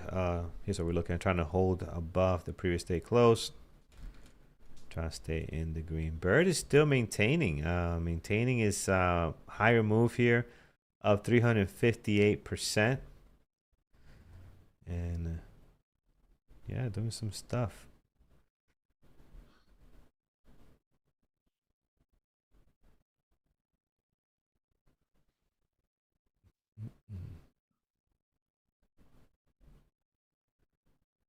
All right, let's see.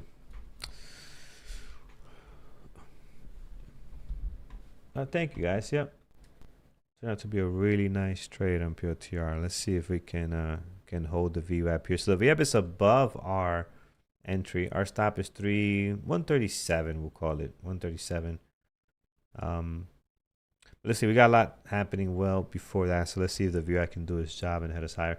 I missed PLTR, but got into Microsoft. How is Microsoft today? Yeah, that's beautiful.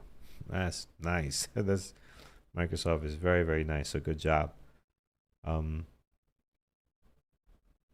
SMCI did nothing today. MBIS also very choppy. NVDA, beautiful start. Trying to figure out what's next. Where we've dropped, Hood has made a recovery after an initial move downwards. Quantum stocks moving together. I'm looking at RGTI and QBTS, and they both look very similar, the charts. Yep. So, not huge moves, but still. Microsoft not like on Atlas. Bird. Can give you that. Shreed. Here's what it looks like. It's pretty balanced out. Because you got 14,000 over here. You have 15,000 up here. In the middle, there's not a whole lot, really. You got 402.60. So let's see what the charts looks like. It's pretty balanced out right now. So it can, based on this, demand can really go either way. If anything, I see a little bit better to the long side, right? And you got 402.60, but I don't see a big demand. Yeah, we're still in PLTR, friends. Yep, absolutely. We're still in PLTR. So here we are. Here's our trade entry here, partial here, here, and here. And then our stop is at break even, even a little bit higher. I will start looking at, if we start breaking down from the VWAP, it would be a good sign to maybe start getting out of the position. So let's see if these levels, moving average, can hold it and push it higher. Yeah, and to be clear, when Carlos says we are still in the trade, that's a royal we. It's really yeah. It's just Carlos. Yes. I'm not with him on this one today, unfortunately. Yes. As much as I'd like to be, I am not. Yep. I said I was going to wait, and by the time I waited my 5 minutes, it felt like a little too late, so I didn't want to go chasing it. I could have still got into PLTR at that point, let's face it, but Yep. I did not. Didn't even know Carlos had jumped in. Tesla also turned out to be a good move, a good decision to jump in, but I missed that one. Yep. And Bird, surprisingly, seems comfortable between $11 and $12. Yeah, I'm surprised after one halt here actually has this can go. I mean, when you see a stock hold like this can really get going, man. Like, people are actually believing the process here.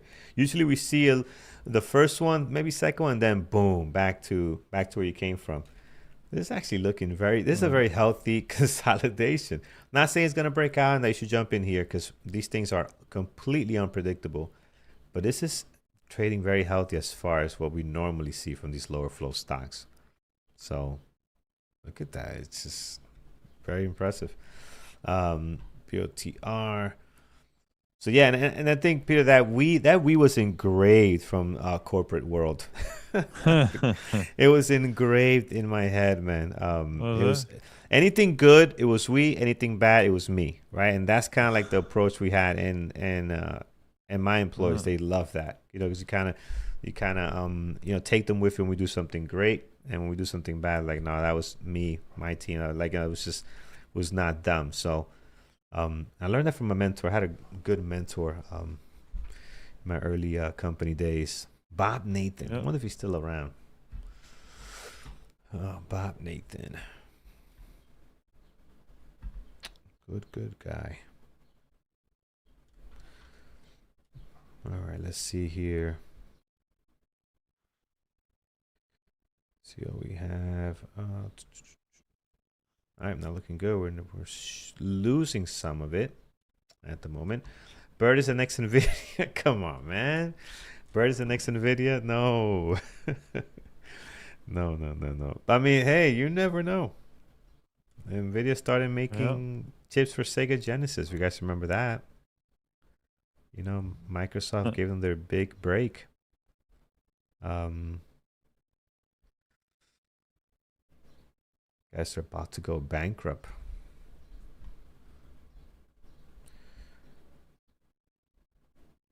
Never know. All right, see if PLTR can hold Looks it like here. Bird losing a little altitude. Pun that's not completely good. See, intended. this is not good.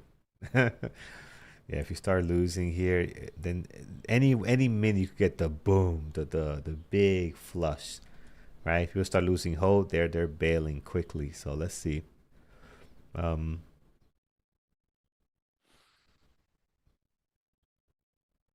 Buying it up at 1050. Limit down is 930, so you got some ways to go.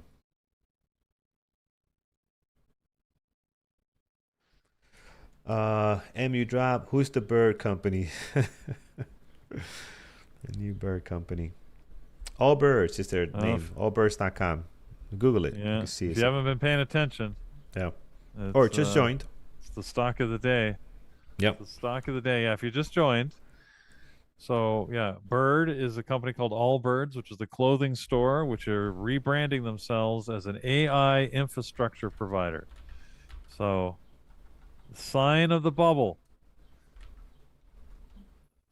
Sign of the bubble. So their stock is up 335% right now. It was up as high as 400%. Oh my goodness. It's just crazy stuff. Yeah. Yes, Sega Genesis bats. Sega Genesis was the one that gave them their big break. Gave NVIDIA their big break when they were ready to go for bankruptcy. Years back now, we're talking. Speaking of NVIDIA, man, it's found its way towards the high of the day. PLTR is really struggling to hold the VWAP here. So actually to hold 138. So we're back to the VWAP now. We still got a little bit of room. We might be getting the rest off here if we cannot hold the VWAP. QBTS did eventually break out. 1955. MU dropped lower. Still very early, friends, guys. It's only 10:03. So plenty of time for us to find other opportunities as we babysit this PLTR. I just don't see anything else.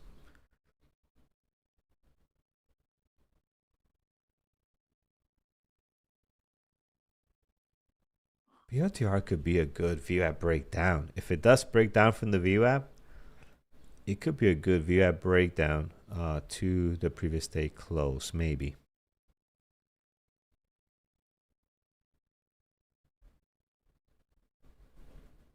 I know I'm long in it, but just looking at the way it's setting up here. Let's see if we get a VWAP breakdown. I don't have a flipping hotkey though. I don't have this, so I have to get out and then go short because I don't have a. I should set that up. There's a way to do that with DAS, so you could do a flip your position on Dash Trader Pro, which is a very, very powerful platform. When it comes to hotkeys, I have not seen. I'm sure there's other ones out there, of course, But man, DAS is just incredible with all the stuff you could put on a hotkey. It really is. Like if you go through the file of everything you could put on a hotkey on DAS, I mean it's just insane. All the commands they have there. All right, so here's the drop. My stop will be at break even, but I'm looking for a pullback and a confirmation to go lower here on PLTR. I think it'll be a good short. If we get a VWAP breakout, so let's see.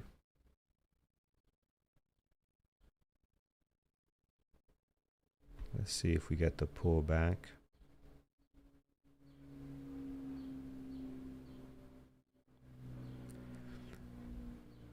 Can't fumble the hotkeys here, guys. Do not fumble the hotkeys with the getting in and out.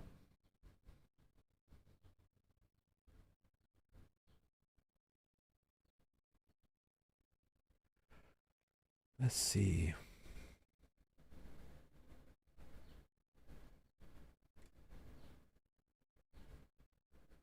Yes, Melanie, correct. You just sell more. That is correct. But there's a hotkey to actually just capture the quantity too, right? Like the quantity you want and just flip it over. But yes, you're right. You could just sell more. Yeah, sell more. And that's how usually people end up, you know, like if they're in a long position, they by mistake sell more than what their original position is, and they end up short, end up going the other way, right? We've seen people do that sometimes when they do it too quick. Okay. You're not going to pull back, I see.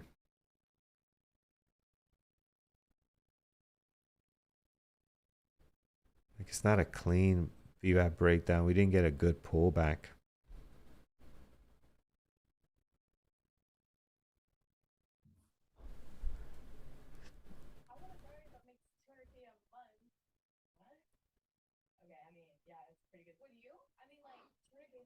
Let's see.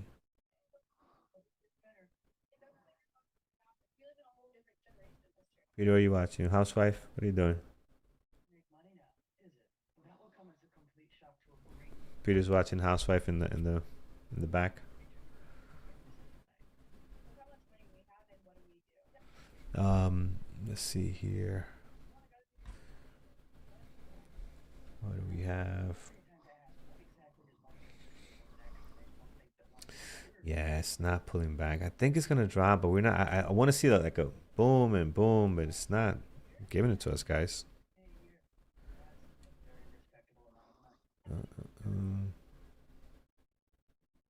Come on, pull back. Oh man. All right. Nothing. I think I missed the early trade, Carlos. So now. Yep. Now we got nothing. Yep. Let's see here. Okay, there he goes. Come on, pull back.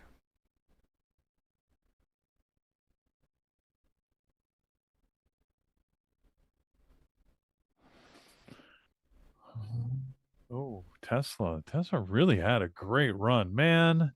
I know. I know. that? This thing is just turned out to be even better than our I know. my PLTR trade. Yeah.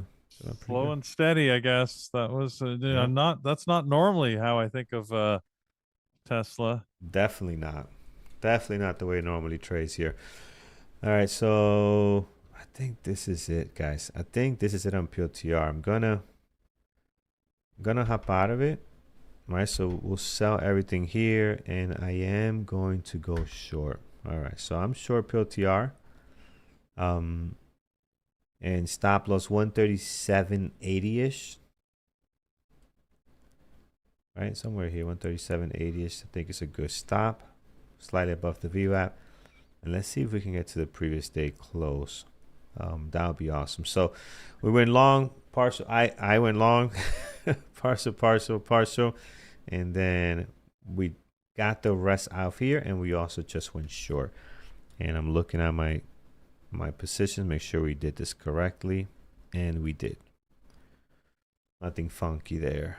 So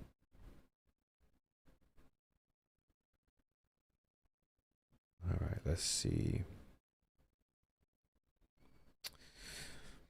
Very nice, very nice. All right, good long trade. Let's see if the short is going to work. And I think we are set for today. Wow, Tesla. By the way, Andrew, in Tesla 366. He's been in this thing all morning. NVDA 36. No, that's not right. NVIDIA 367. No, there's some mistakes there with the numbers. NVIDIA is not 367. We'll get that confirmation on NVIDIA here. But he looks like he's long NVIDIA too. Very, very nice. 167 maybe? No. 197. I'm not sure. I'm not sure. All right, PLTR. Let's see if we can hold the line here. Let's see if we can get lower. 137.80 is our stop.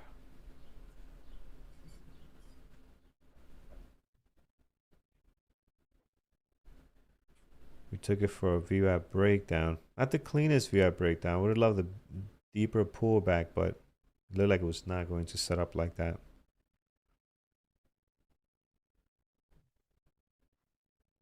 Yeah, it doesn't look good. What is Atlas telling us? Yeah, see, Atlas is... It's not giving us...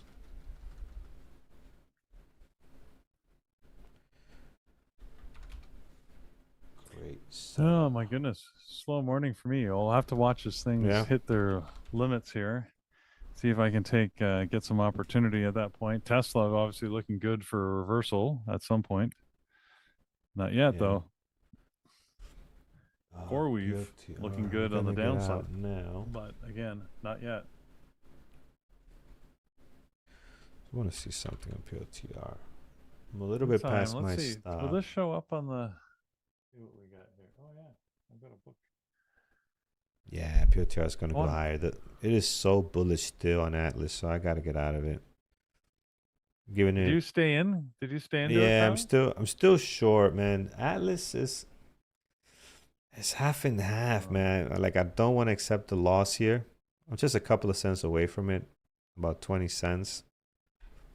But I'm afraid that once I get out, it's going to drop because Atlas actually looks, can't tell. It's like smack in the middle. It's smack in the middle. I can't tell which way it wants to go here. We got orders to both sides. It does look more bullish, but the bears are not that bad. Not that bad. No, I don't want to add. No, I would never add. I will do everything. I will hold on something a little bit longer. I will chase things, but I will never average down. Ever. Unless I made a hockey mistake. Averaging down is the devil. I have lost so much money averaging down. I cannot tell you how much money I have lost averaging down. So that lesson, you'll have to kill me for me to average down. It's like, it's not happening. Not happening. Unless it was planned to average in, which is very different. Like, hey, I'm not sure about this trade. I'm going to take some here. I'm going to add more here for a full risk of what I have calculated. Whole different story. But taking a full position here and then averaging down because I want to get to break even again, man. No. All right.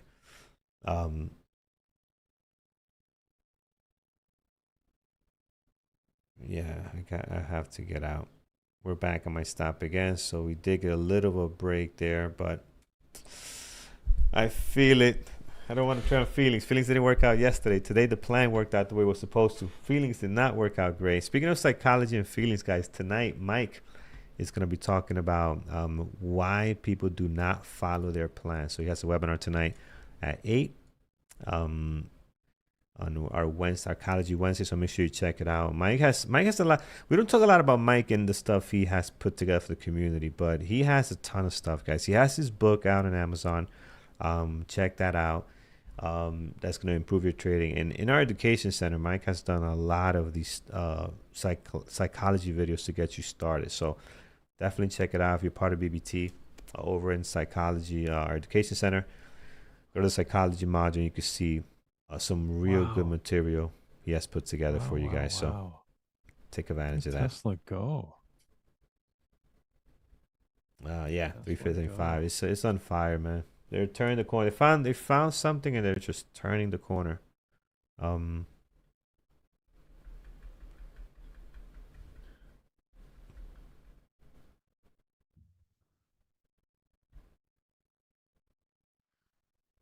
Oh, where'd you go, Carlos?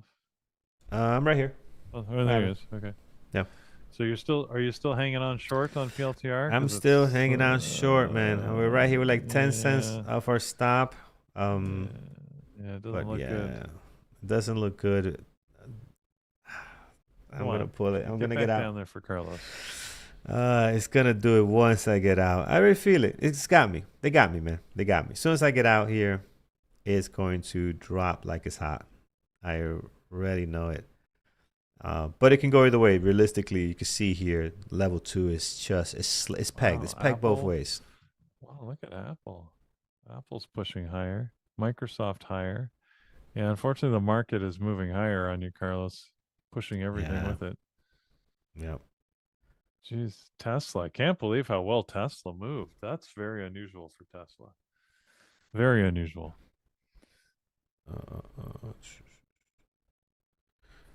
Let's see if it can hold it, but Dum,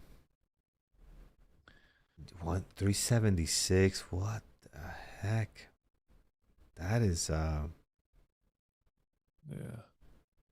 I know the market is moving, but Tesla has not been moving like that. No, just have to look at the daily to see how unusual this green candle is.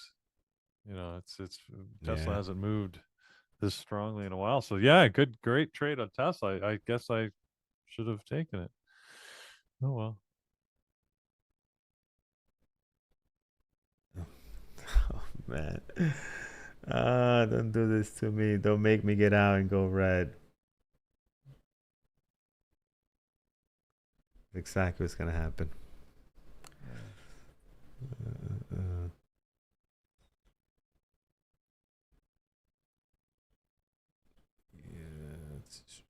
Yeah, the market is just. You need a pause here on the market, Carlos. It's not giving you any respite. Maybe now the SPY is right at the high that it set earlier. Let's see if it can maybe get a little yeah, bit of a yeah. pullback. Took my Texas profit at 372. That's okay, man. Listen, that's still great. When did you get in? Phantom of the Web. I mean, no one of us knew. None of us knew Tesla was gonna be at 377. No, I mean, that's just no, wild. It's just wild. yeah, that's Especially lately, it has not been moving like that. again. Like it's been moving pretty bad. No, it said just look at the daily chart if you want to give Wow. yourself some comfort. Like this candle is bigger than normal, right? Look, try and find another green candle of this size. You got to go back to February, January even. I Yeah. think is the last one I see It's on here. all it's all been So down, down, down. So yeah. There's no way you could expect this here, man. This is awesome. Let's look at Andrew's trade. Andrew's in Tesla. Let's see how he did it here. Let's go to the chat. Let's see. did he? I thought Yeah, O'Brien he took says. Tesla. I thought Brian Oh, took Nvidia, right? well, And Andrew took Andrew. Nvidia early on, and I guess Andrew No, he jumped took into. Tesla. Looks like Yeah, he jumped into yeah. Tesla as well. But So he okay. was on early on, Peter. He Yeah. was on like 5 minute engulfing here. He was Yeah. on very early. Look at this. And Yeah, I what see happened? that. Oh, there it is. Partial. He didn't add? Oh no, it's got to be an ad somewhere here. I mean, this is beautiful. Where's the ad? Maybe here? I can't tell. Where's the ad? Where's the ad? Like that is wild. That is a heck of a trade, man. So yeah, 366 was his entry. I'm sure not even Andrew expect this thing to be up $10 from his entry. That's wild. No, why would you? I mean, That's it's wild. an atypical move. Yep. So yeah, for that person that got out Phantom, if you got out 372, man, that is great. That is great. All right, I'm getting somewhat lucky here on my position. So it is dropping back, so that's good. Where's my Atlas? Oh crap! I think I closed it by mistake. I went to hit the tab and I hit the X in error. Oh no, it's here.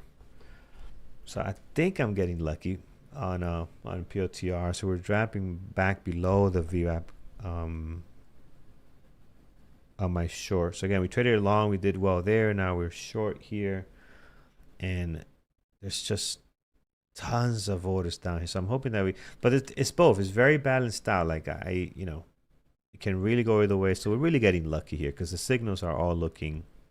It can go either way, right? So let's see if we can drop this 137 will be awesome if we can get there. Oh, here we are, 137. We got tons of orders there, 15,000. Candy, you're in. Nice. Let's see if we can get something out of this. Wow, look at some of these moves, man. I missed them all.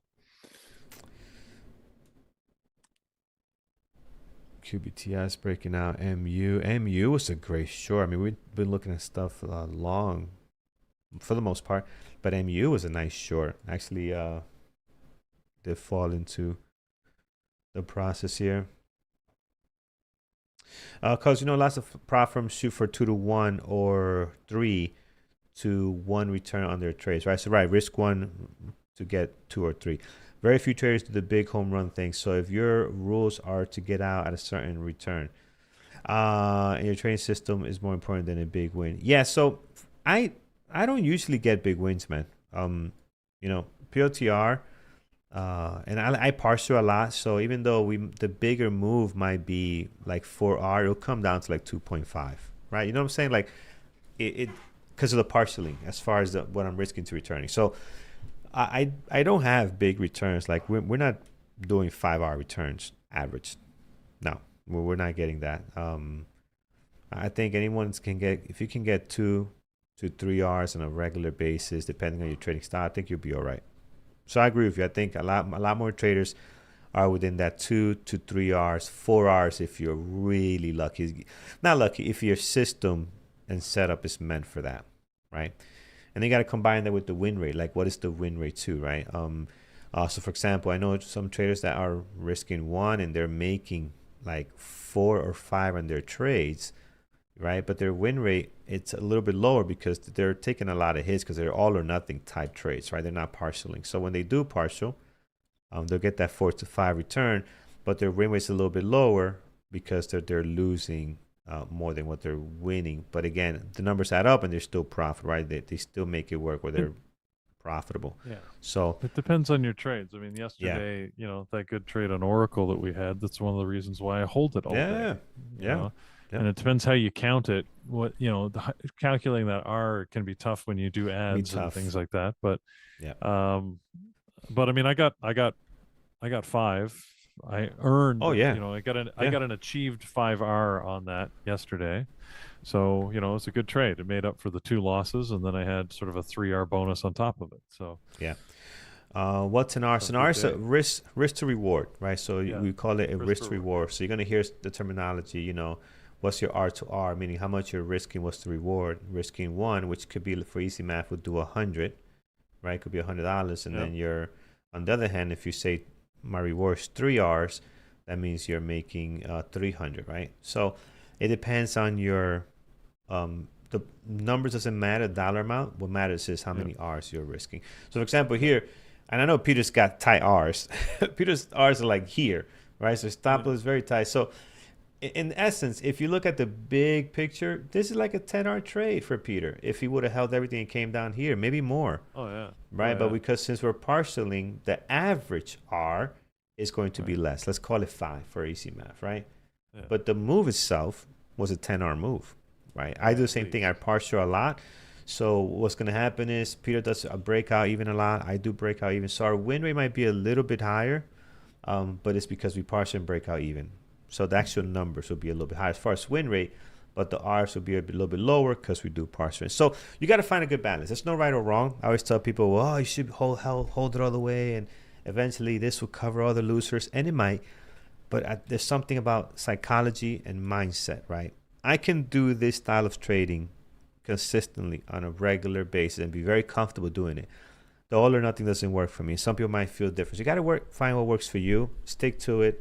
And if you're profitable doing that style, then that's the right style. Can you make tweaks to make it better? Yes.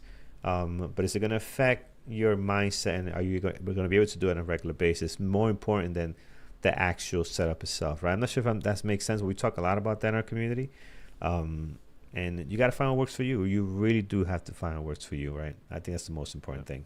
So I keep going back to this. I did a study on my own trades. It's a couple of years old now, but a few years ago, and because taught. Anyways, I don't know how to say your name there, but you're asking why do you partial a lot, and look, we all know that we could make more money if we didn't partial, but there's a psychological cost that comes with that. So here's the analysis I did in my trades because I was partialing a lot, and I'm like, can I do better? So if I just took the exact trades that I took but changed the way I partialed. I said, let me do an analysis of my winning trades and change the way I partialed. So if I waited longer before getting a partial, my net earnings on the exact same trades went up exponentially, like 4 or 5 times. I would make 4 or 5 times as much money. I didn't have to do anything differently on the entries. I just had to change the way I partialed, meaning partial later. The offset to that, or the downside, is that my win rate dropped almost in the straight line, correlated way with the amount of money I made. So what does that mean? Well, my win rate, the way I trade right now, is about, if you ignore like the really weird crazy days, but right now it's 50%. Ignoring those weird days, it's about 75%, which means 3 out of every 4 trades I do take, I normally win. If I wait and partial much later, I could like triple the amount of money or quadruple the amount of money I make, but my win rate dropped quite significantly. It was the inverse, where I only won 1 out of every 4 trades. So the question is, do I have the psychological makeup and ability to hold where 3 out of every 4 trades are losers, but the one that does win, I've got to hold and hold and hold and hold until it gets to a big, win ratio, and then I just get all out. And that's really hard to do because you have to remember some of the ones that are losers will be winners in the short term and then actually reverse. Like look at PLTR, for example, that Carlos took this morning, right? That PLTR trade, if you said, well, what if Carlos had a target to say he was not taking a partial until he got to 140? He could have held through this whole thing and still be sitting at it right now and saying, well, did I do the right thing? Did it make sense? Did it came back to your entry, didn't it, Carlos? Yeah, it did. It did. Okay. Hey, good morning, Andrew. It's tough. It's really tough to hold through all of the move up and then let it move back against you on a regular basis and say, well, I'm just going to do that on a regular basis. Some people do, and if they can, then all power to them, because generally, yes, it proves you can make more money. But again, the psychological cost is you've got to have an ironclad constitution. You have to have absolute faith in your strategy, and that's hard to do. So, bottom line, Carlos and I, we sort of shave the odds in our favor. We take the partials because it allows us to put money in the bank. It allows us to be a little more calm and cautious. Yeah, we know we're costing ourselves potential returns, but it preserves our psychological capital. So, yeah. Good morning, everybody. Good morning, Peter. Good morning, Carlos. Good morning, sir. Andrew. How are you? Looks like you had another what great a trade morning, on your Tesla, man. Jeez. Killed it. NVDA too, like NVDA as well. But I want to cry. I want everybody to moment of silence for my Microsoft position. That it was really, really bad.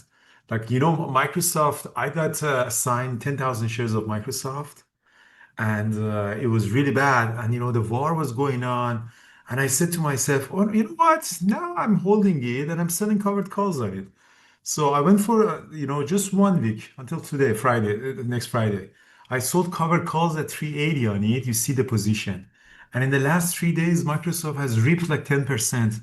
So even though I'm up $300,000 on those Microsoft position, take a look at it, $300,000. But because I had these covered calls, I'm down $250,000 on those covered calls. So it means that my profit has been capped at that $55,000. So no matter how much Microsoft is going to go higher, I'm losing at those covered calls. And this is really pathetic. Like I'm just, you don't know how angry I am at the universe. So this, Oh man. So you should Um, just get out of the position. If it's capped your profit, why not just get out of it right now? I can do it. I can do it. Definitely, I can do it. But because they're so deep into the money, so the Microsoft it has a little bit, only maybe probably $1 or $2, or maybe $1, less than a dollar, time value left in there. So if I close the position, I'm actually hurting myself. It's for me, it's better to let it expire because now there's a little time value left in the calls, so I can actually capture that one.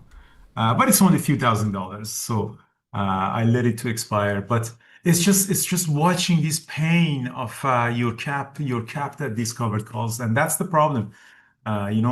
You think figure out this market, and even though in a position that was supposed to be, it's just, fuck, man, I just don't know what to say, man. It's brutal. $300,000, Peter. After let's say 25% tax, I still had $200,000 in 1 week that I wasn't Yeah. expecting. Ah. But you were down that much at the low point. So It wasn't actually yeah. that bad. No, no, because no, I think it was like $50,000 down or something like that. Yeah. Hmm. But anyways, trading day was amazing, guys. We did Tesla and NVDA. Again, guys, I'm sharing my, Tesla Atlas. This is the one most important tool that you should have, guys. And I did a recap as well. I'm going to publish it as well. So, what you're seeing here is the big orders are stacking up at 380, and the whole morning it was like that. The orders were stacking up higher and higher. It was so clear. I had a couple of screenshots. I'm going to post the recap today, so you're going to see that. Um, so now I think if I zoom out a little bit on the Atlas, yeah, there's not much order above. Let me see if there's anything at three. Yeah, it doesn't look like there's much higher left. So now 380 is the one. And same as NVIDIA. NVIDIA was also, now NVIDIA is 200. 1 million and 100,000 shares stacking up at 200. So NVIDIA is going to go to 200 for sure. So as you see, this is the single most important indicator that you need for scalping. And I think we are one of the best day traders in the world in our community. So and we're all using this one. So that's great. And congratulations to all no PDT guys. So that's also another thing that passed. It was a stupid old rule to begin with, uh, but now it's doing great. Yeah, they're finally removing that, which again, as a Canadian, I haven't had to worry about, but I know if you're a trader in the US, it's been something that's been problematic. See what we got here. Right. I'm Yeah. partialing some more on NVIDIA guys. NVIDIA orders are stacking up at 200. It's amazing. Wow. Good move on Nvidia on and Tesla. Look at just wonderful.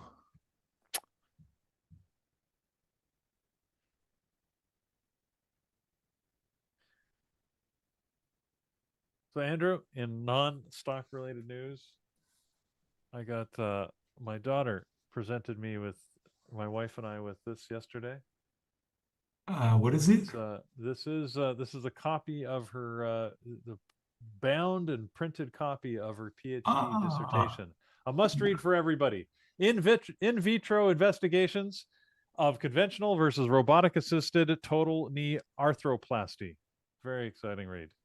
Very exciting read. Anyways, it's impressive. You must have one of these too, or something similar, right? When you did I your do, PhD yeah. thesis? Yeah. It's a lot of work. Let me tell you. It's a lot of work that goes into writing a PhD I thesis. So know. You should be very proud. yeah, Congratulations. I very much am. So there you go. That's why I'm showing you. It's good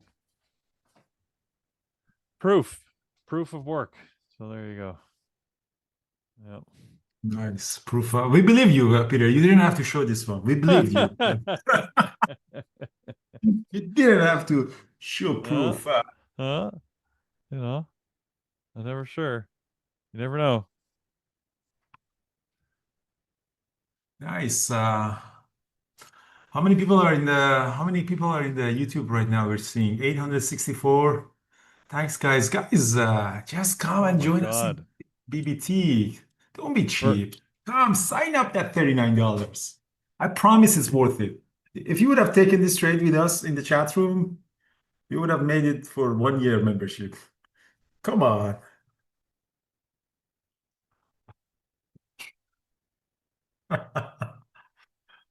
Baird, what was Baird doing? Baird is still ripping, huh? Jesus.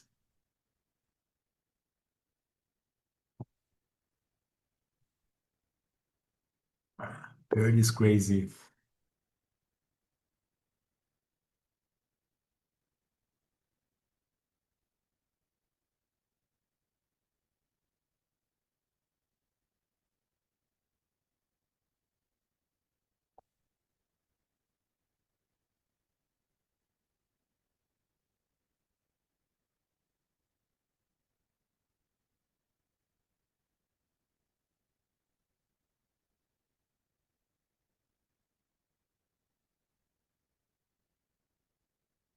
oh, I am muted. Hello. Can you hear me now? You were talking to What happened there? yourself? I was. How long was I talking to myself? Anyways, Long I time, I said, think. yeah. Oh, sorry. I said Bird. Bird is the play. If you haven't been following along with us, Bird is the clothing store called All Birds, which has rebranded themselves as of this morning as an AI infrastructure company. Of course they are. So, hey, they might make the best shoes and blazers in the world, but am I going to trust them with my AI infrastructure? Why not? Again, this feels a lot like what happened on crypto. We saw this in the early days of crypto. To me, it's we had the Long Island Iced Tea Company that rebranded as a crypto company, if Wow. you remember, and this feels very similar. So the bubble is upon us. When will it burst? I don't know, but it's feeling pretty toppy here. Bubble, which bubble, honestly? Yeah, Yeah. That's a question. Which bubble? that's true. We got bubbles on bubbles. Yeah, you tell me which bubbles. Well, the bubble has burst when Margot Robbie goes into a bubble bath and then does a movie about it, like The Big Short. There Wow. you go. Look at Bird now. Ooh, scary stuff, man. Oh, Bird just dropped $2 in a heartbeat. Yikes! Wow, what is market? What an What a opportunity! market. What a market. Did we do all-time high or no, not yet? All-time high is very close. We are It's very, at, very close. yeah, very close. SPY 690. 197.84 is the highest it ever touched. So we're very close. So what is it? The Six highest it ever hit during the market day was 197.84. So 697. 697, sorry. Yeah, 697.84. So we hit a high of 697.07. So that's very, very close. Yeah. So, and let's put 697.84. Now it only touched on that over on the middle of the day, and that was on, when was that? January the 28th. So the highest it ever opened or closed is the open of that day at 697.05. So we're pretty much right at that level now. And then on the Qs, it's a little farther away, but still not that much farther. 636, 637.01 is the Q level. So a few more dollars to go there, but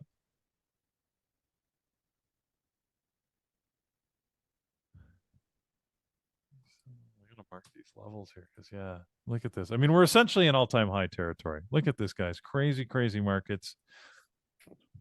But like we were talking about in the chat room yesterday, like Andrew says, the chat room is valuable because you get all sorts of good, deep conversations about the markets as well as about trading.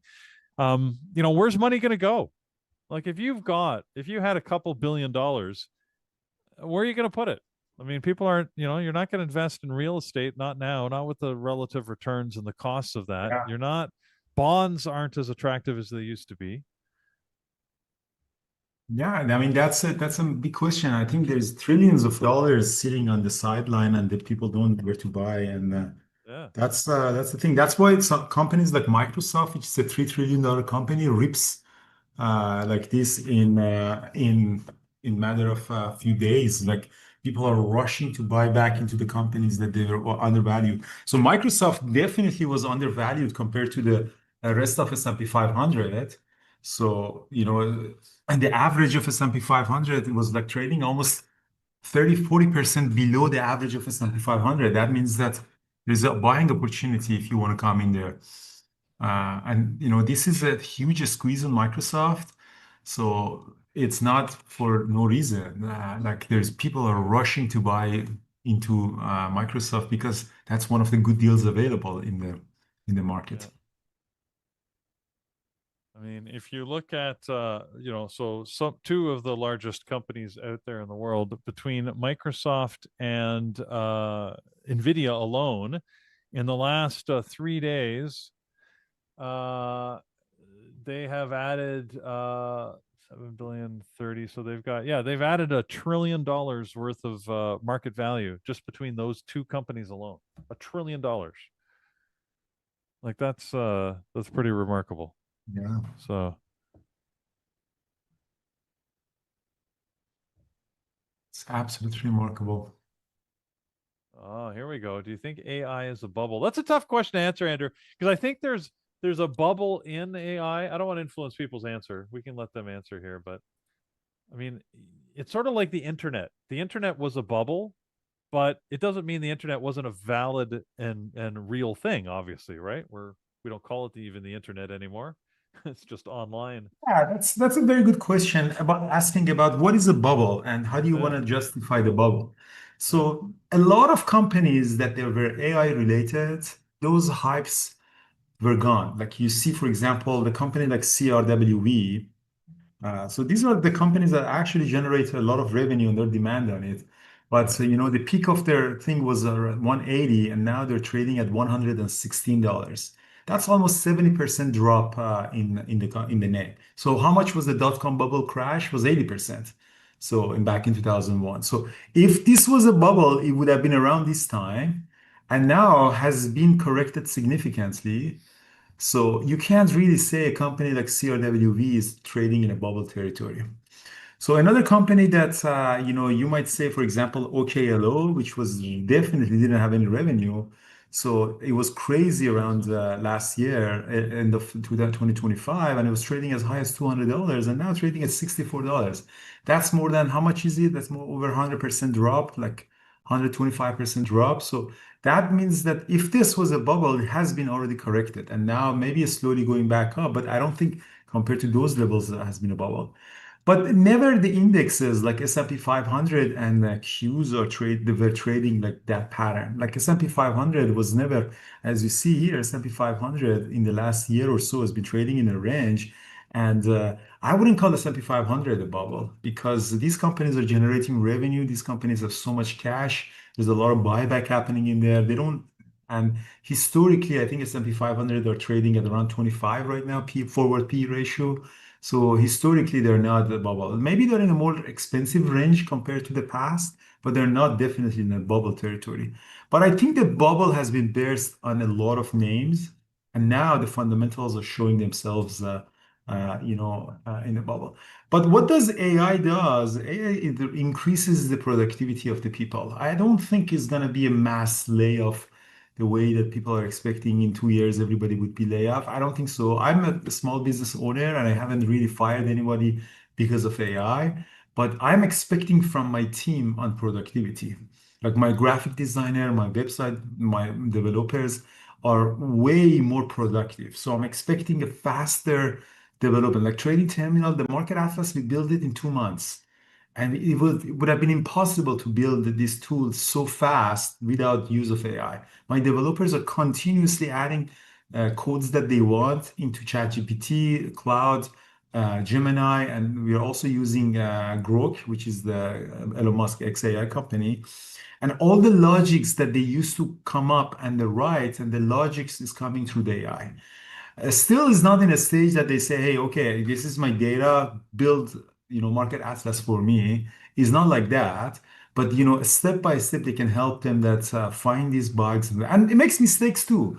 It's very clean, but it makes mistakes and sometimes messes up the logic of the whole code. So you have to do a lot of testing on it. But the productivity of my team has gone up significantly. So what does it mean, the productivity? It means that I can get to the revenue faster. I can burn less cash to get the same amount of revenue. That means that it gives us opportunity for me to go after different products.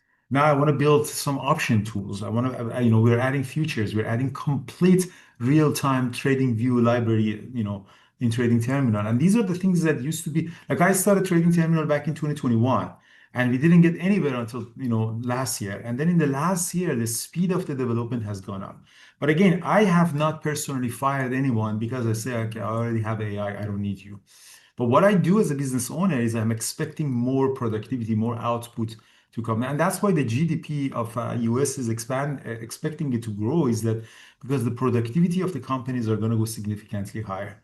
And for that, obviously, you need energy. When you look at the macroeconomics, all the Venezuela, Iran, and these are not just the personal problems that one politician has to a certain group of people. There is the securing the energy is very important, because by the end of this year, NVIDIA is producing more chips that US has enough energy to run it. So you need energy, and China obviously, I think they're building a nuclear power plant every week or something. That's the speed that they're working on it. So whoever has access to secure, abundant energy would be that they can, growth their economy.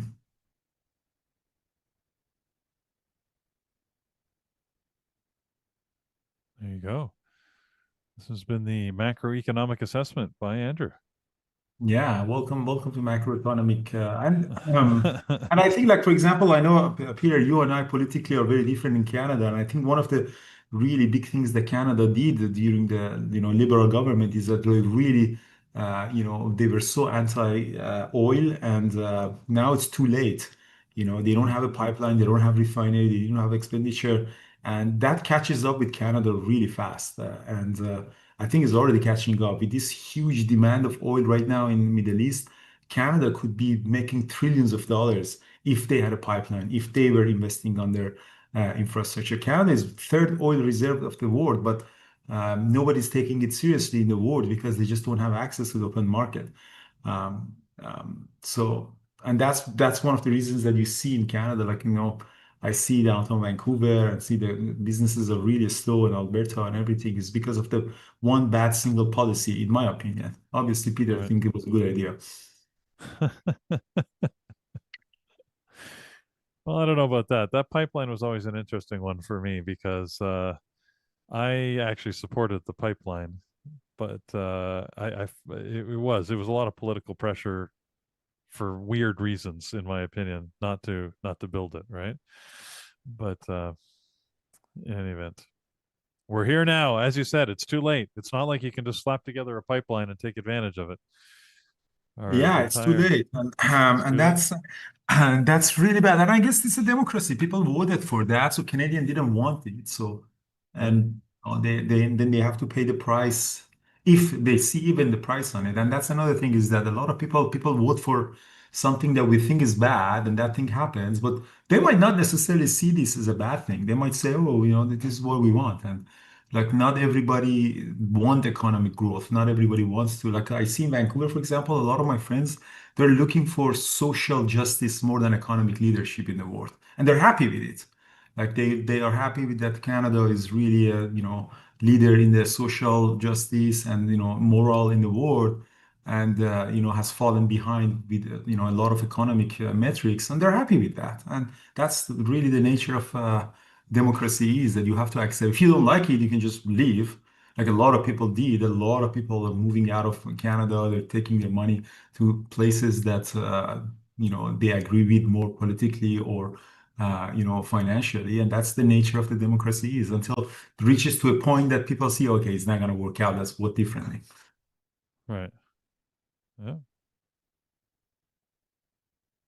But I don't think, going back to the original thing again, you have to define the bubble and also define the time frame that you have in the bubble. Like, what is the time frame that you're really thinking about bubble. If it's bubble right now, maybe in 10 years, probably not. These companies Yeah. are really making a The huge impact. Right. The trick is picking the companies you think are going to survive 10 years and be around, right? So there are some, like you said, some companies are going to be victims of the bubble because they don't really have a sustainable model. They're not really, delivering the long-term solutions. There's others that are going to prosper and flourish in this, doing the exact same business, but just doing it better. Yeah, So I mean, like for example, I mean, I'm very bearish in Europe, honestly, in terms of future. Like Europe, for example, they don't have energy. They don't have the capital to invest on infrastructure that much, and they're falling behind the AI. So in the future, all of their AI and computation and models and everything, will be controlled by either China, who has it, or US, and that's a big national security for them. Uh, like the way that they don't have even search engine, they don't have any social media, they don't have any technology, and I think they would be under a lot of pressure, and that's why another reason that they don't want to support a war in Middle East because they just can't afford it. The war is really expensive, and they just don't have the money to invest on it. yeah, we got Apple that's still pushing higher here right now, and Tesla seems to have finally stopped its upward momentum. It's taken a pause. Pause for the cause. SPY just spiked to a new high of the day, but it's halted here a little bit. So, what a good morning! If you were What a up, great morning. So I'm still long a little bit on NVDA and Tesla sitting up okay. here.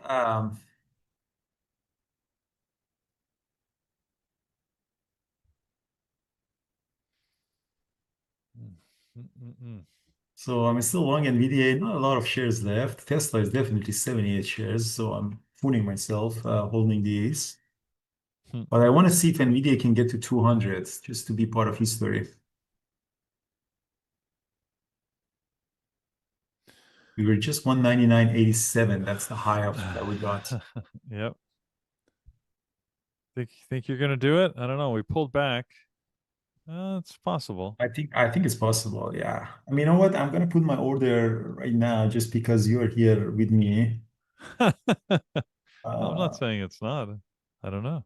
Yeah, I'm I'm gonna sitting put on the sidelines either way. So 1,000 shares NVIDIA at 200 just to be part of history. okay, let's see if history recognizes Andrew's trade. Market Atlas definitely says 200. Look at this. Market Atlas is super, super clear 200.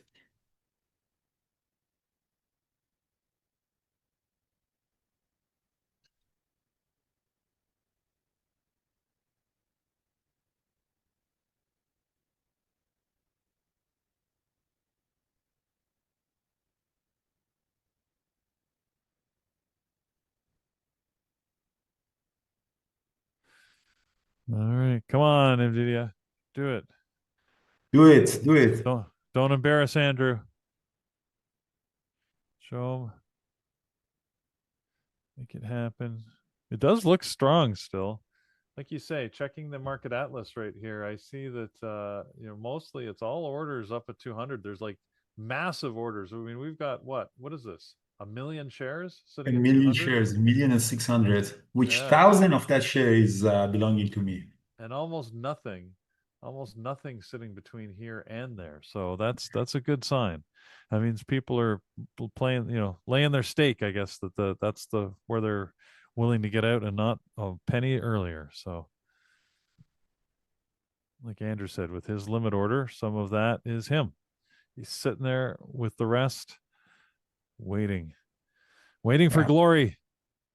Waiting for glory, glory of 200. Look at that. Beautiful, guys. Let's see if glory will be his. Come on, Jensen, you can do that.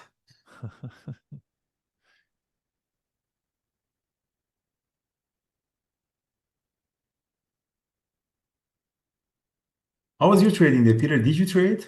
No, I haven't found a trade yet. So I missed the early move. I saw when you got into Nvidia really early, and I don't know. I chickened out. I chickened out. So let's face it, that's what happened. There's no You denying. chickened out, huh? You missed the whole rally. I missed it. Yep. So, Ah, but the opportunity was certainly there. I said, I mean, none of us expected this size of a move here this morning. I don't think, but it's you know, that's why you got to be in position to take advantage when it happens. exactly, yeah.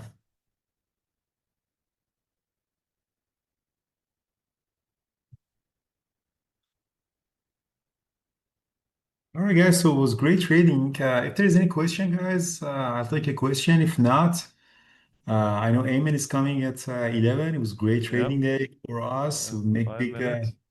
big money and big lessons. So Tesla is going to 380. So I'm still long Tesla. Yeah. Ooh, Tesla, guys. Tesla, Tesla, Tesla.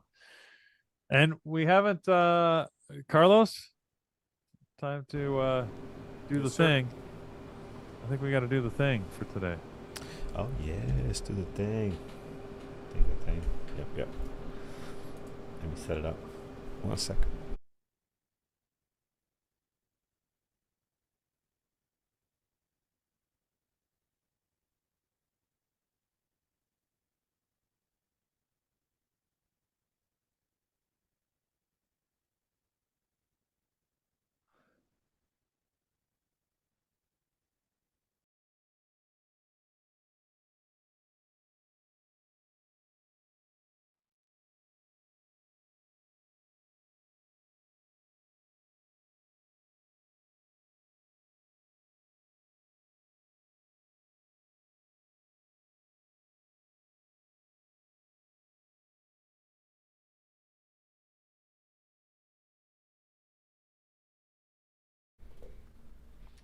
All right, it is ready. Hashtag bird.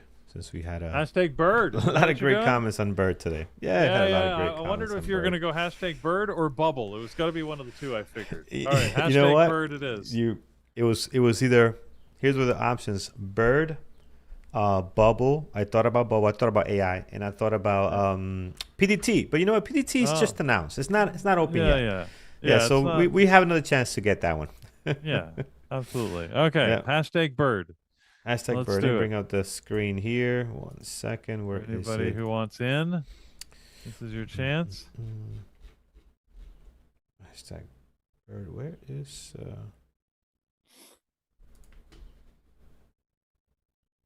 here we are. Perfect. All right, hashtag bird, friends. All right, let's do this. See who the winner's going to be. We have 94 entries, 69 eligible users with our Lambos and Garbage Truck members. Man, Tesla, wow. Where's it going? I know, 380 Tesla just is, punched through 380, really, really wow. authoritatively. So yeah, That that's is the a good trade of the move. day, guys. I know NVIDIA was good too, Yeah, no kidding. but Tesla, man, this is a rip your face off day. Like if you've been looking at Tesla on the daily and thinking it's gonna struggle, this is let me rip your face off here if you think you're gonna go short again. Wow. So Yeah. all right. Okay, friends, let's give it one more second here. Wow, 127 users, 89 entries, 90 entries. A lot of you guys on here today, so that's awesome. If you're wondering how to become part of the Lambos and Garbage Truck members, you can do so right here on YouTube. Just click on join, and you can join this funded account giveaway. But join for the right reasons. Join not to win the giveaway. The giveaway is a thank you to you for being part of the group. But join for all the videos and everything you get access to on YouTube, right? That's the real idea behind it. So that's what you want to do. All right, here's the winner, guys. Let's find out. Our winner for today on hashtag bird is going to A Day in the Life of Rojas. It's like a YouTube channel. Wow. That's I like it. It's a YouTube channel, I think, right? A day in the life of Rojas. I love Yeah. it. Okay. That's good. Nice name. All right, congrats. People are. Congrats. I think you dared them, Carlos. I think people are now competing for the longest possible name that YouTube Yeah. will allow. Yes, I think that's exactly what's happening.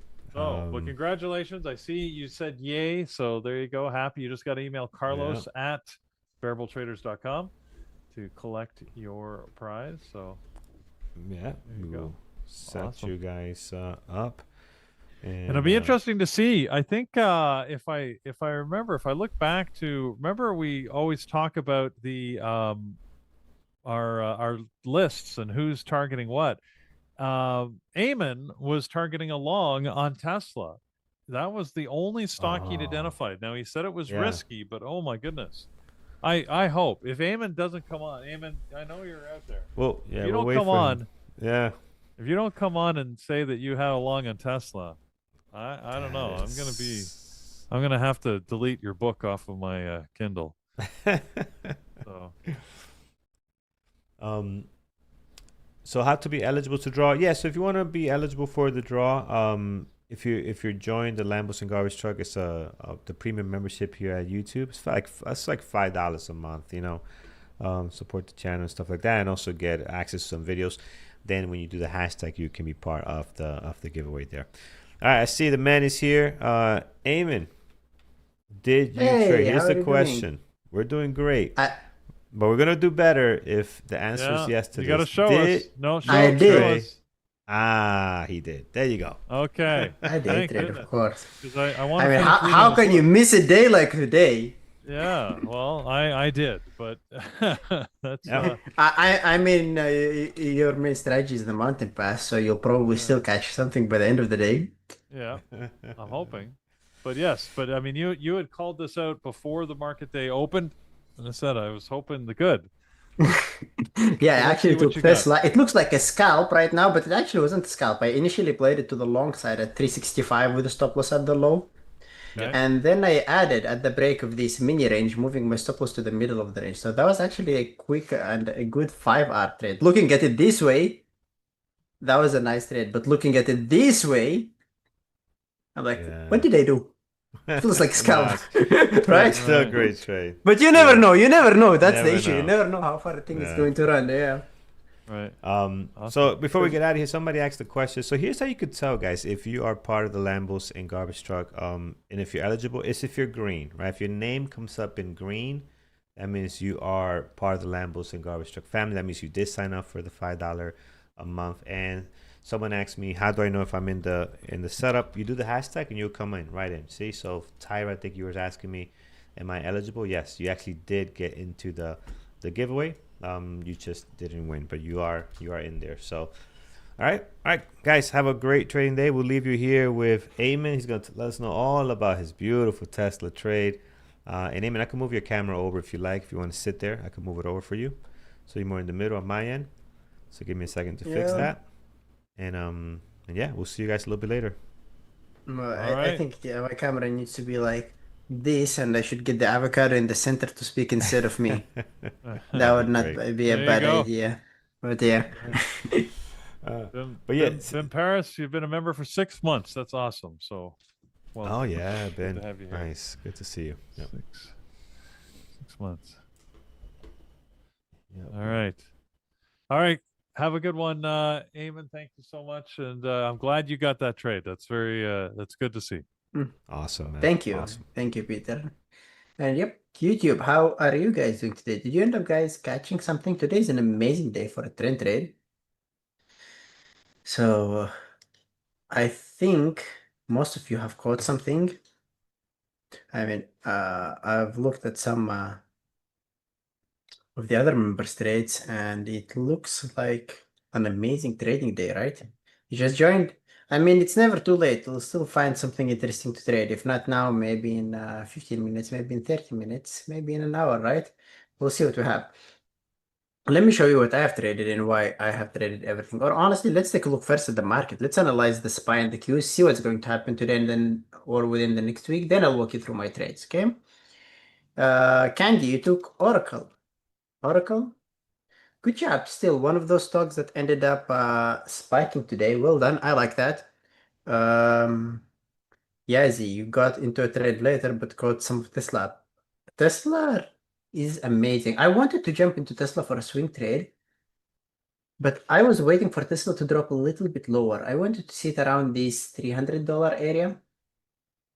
Even the 350 wasn't a bad one. It met my swing trading criteria. 30% drop on a strong stock. But on Tesla, since it's a bit too volatile and the drops similar to the spikes on it could be really big, I wanted to see it around the $300 area. It is what it is. No regret. That happens. So let's take a look at the SPY. Take a look at the Qs.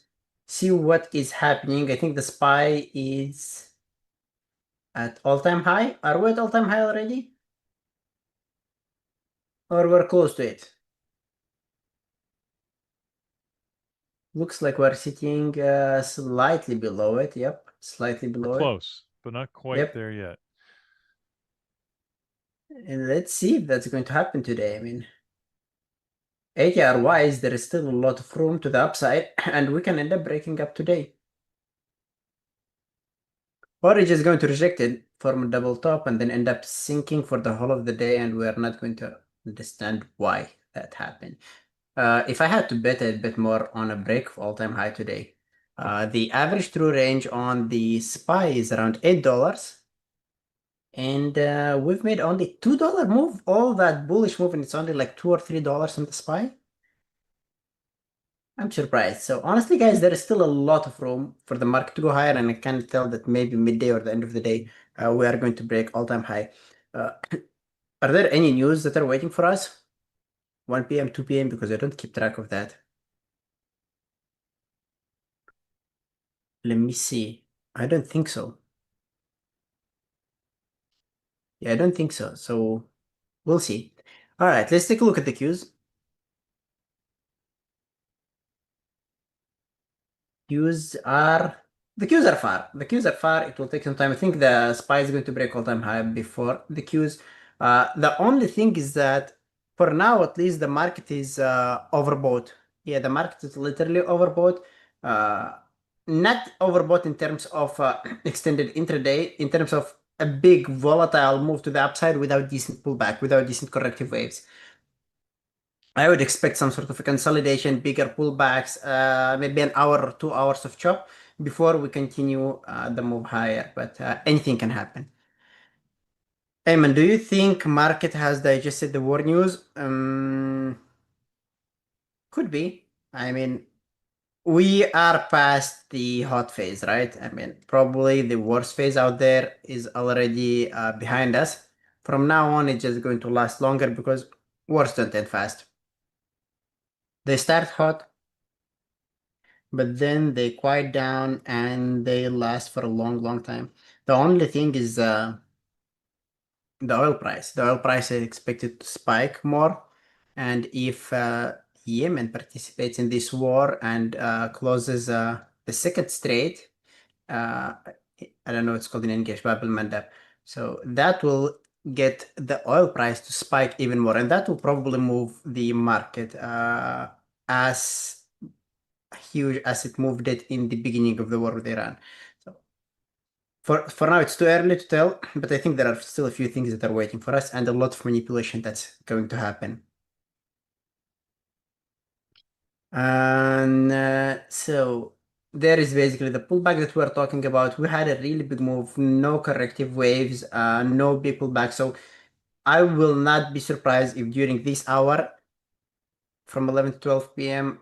We're going to just chop around, make small fake breakouts, or make small fake breakdowns.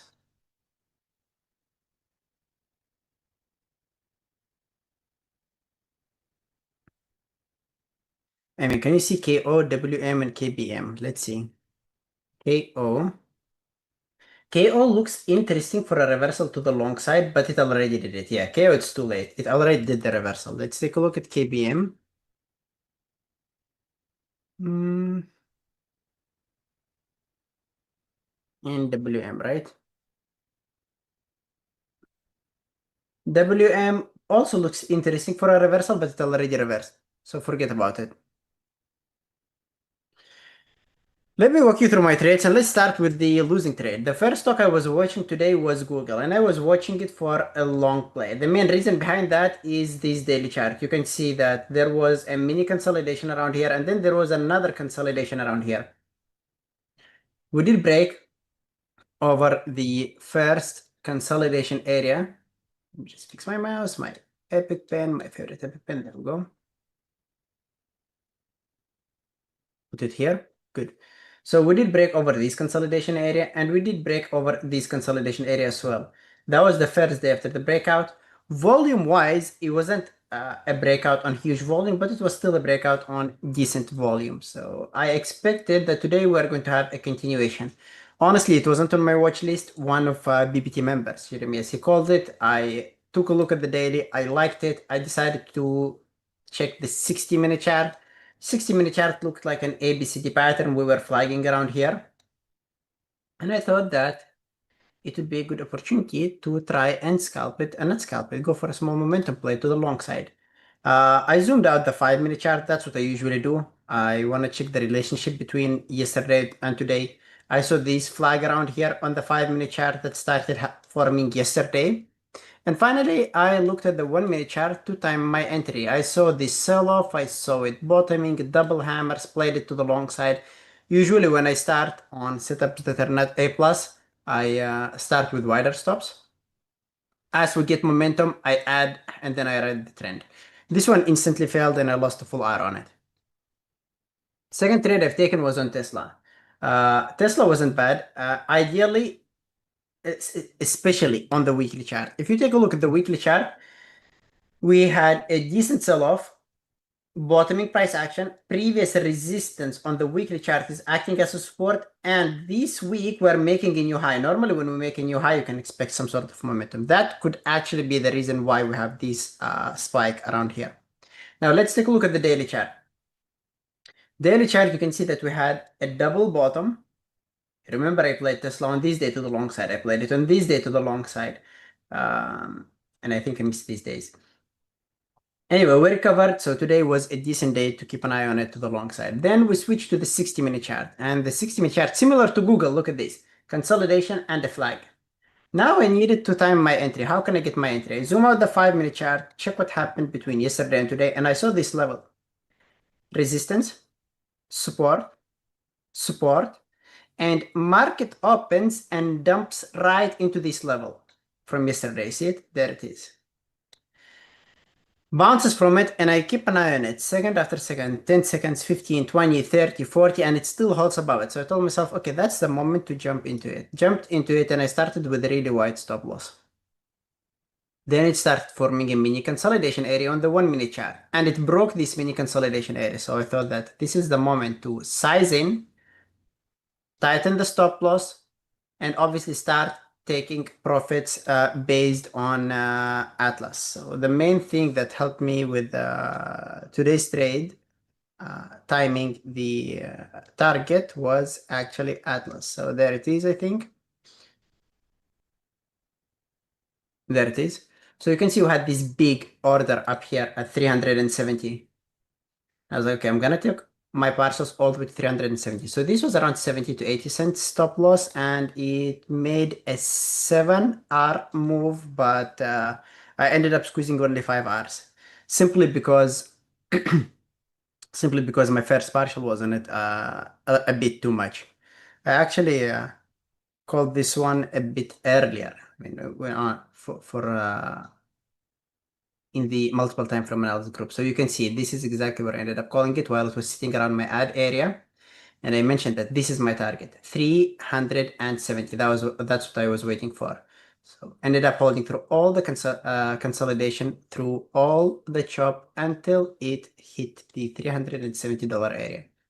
By the way, guys, for those who are not following me, I would really appreciate a quick follow on X. You can take a look at some of the trades that I'm taking.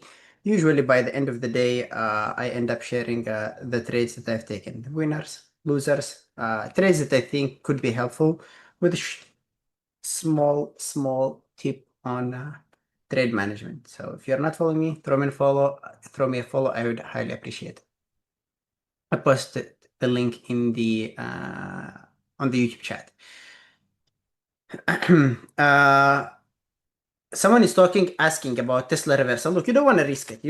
This is not a day for a reversal, to be honest. You can see that all the time frames are full bullish time frames. Look, not a single wick on top, not a single wick on the top, not a single wick on the top. This thing is fully bullish on the 60, on the 30, On the 15, on the 5, there is literally no weakness on almost any time frame out there. So you do not want to force it. You want to wait for extra confirmation. We've had a red candlestick around here. We had a reverse hammer around here. We've had a red candlestick around here, and we've had it around here. And every single time we've had that, what happened? A continuation happened. So if you want to play a reversal, you want to see a price action that is unique. You want to see a sign of weakness that did not happen before. And for now, we did not have that. Maybe a double top on the 5-minute chart, maybe a reversal candlestick on the 30-minute chart, maybe a reversal candlestick on the hourly chart. One of these signs could indicate the potential, not reversal, I'd say the potential pullback. And that's what you can end up catching.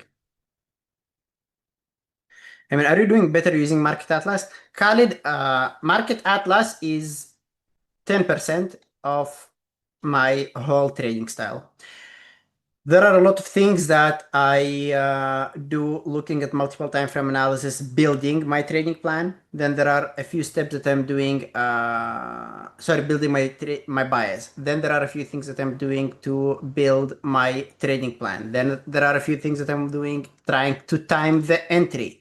And then the final step after I've executed everything, after everything looked really good, I switch to the 1-minute chart, confirm with Atlas if there are big orders above or below, and I execute my entry. Or I jump into the trade.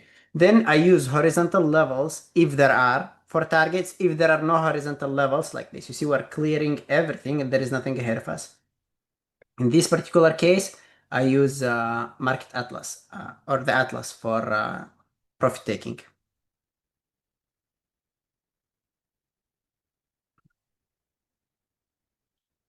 Candy, yes, the drop looked too much. The drop looked too much, but that's what usually happens on stocks that are really bullish. You get a big drop, which is a liquidity grab. After that, the squeeze or the move happens.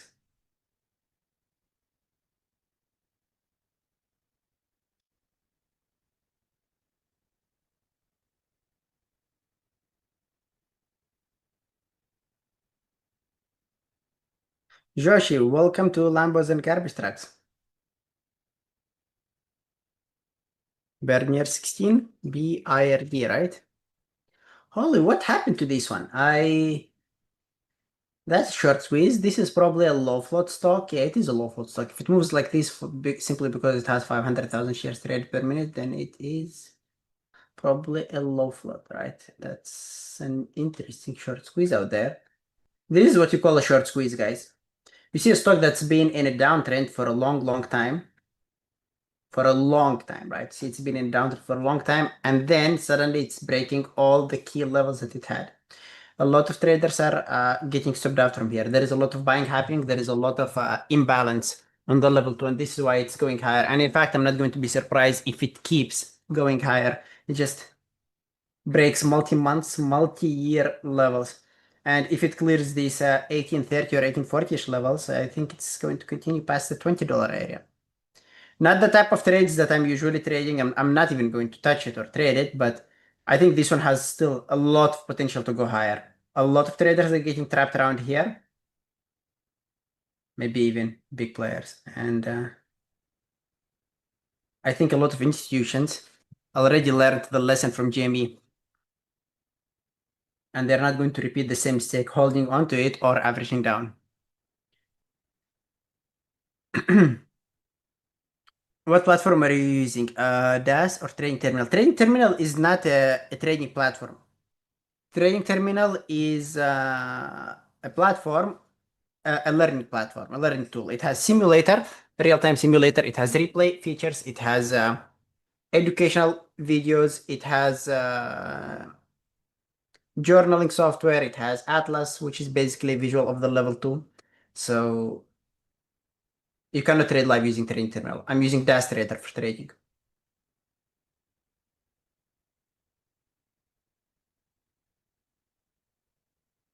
Is it too late to jump into MU and a syndicate trade? Let's see. MU, no, it's not too late to jump into MU. The only concern about MU is that it's sitting closer to all-time high. But if I had to bet, I think MU is going to break all-time high. We had a nice trap for the shorts on the 30th of March. and it recovered. And I think we talked about it on last week, and we talked about it in the beginning of this week. I told you there is a huge probability that MU is going to reach the all-time high and maybe even break it by the end of the week. Daily wise, we had a long bar day on the previous day, and I'm usually careful about long bar days.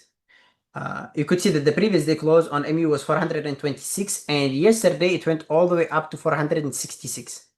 What's the average true range on MU? Around $25, right? I think it's somewhere around $25. So it's made almost twice the ATR move yesterday. And it might sound counterintuitive, but after big moves, it's so rare to find continuations. After huge and big moves, what is usually happening is a rest or a pullback. I usually give this example to my mentees. Let's say that you go to the gym and you work out every day for 45 minutes.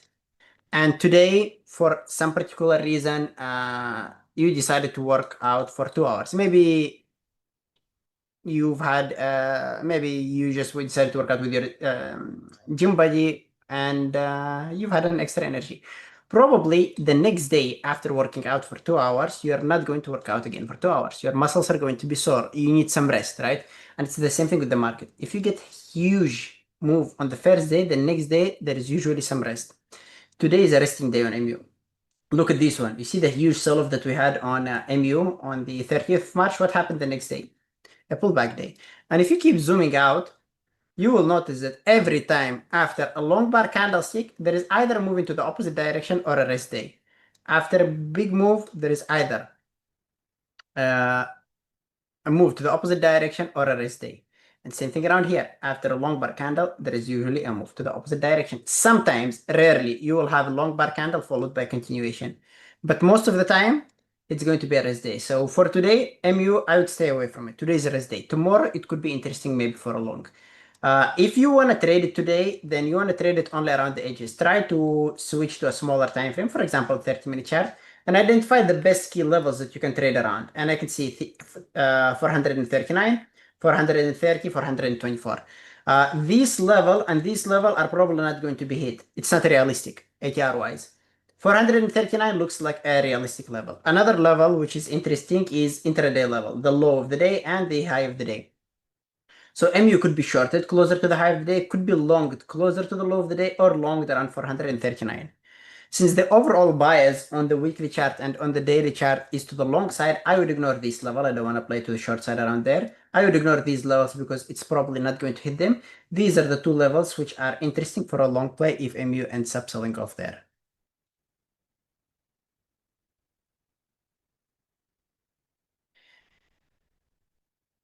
What about QBTS? Let's see, QBTS, guys. This one is overstretched, right? It is overstretched, way past CTR, no levels for a reversal play. I would just stay away from it. What happened to Tesla? Still going higher. Like I told you, really risky. There is no reason to look for a short on it yet. Oh my god, I feel a lot of FOMO now, but it's okay. I mean, I'm happy. Usually, if I make more than 4 hours per trade, and I did make more than 4 hours, I made around 5 hours in Tesla, I'm happy about it. But seeing this, where did that come from? This is where we're going to have a resting day. Tomorrow, Tesla is going to be interesting for a short or a scalp to the long side. Exactly.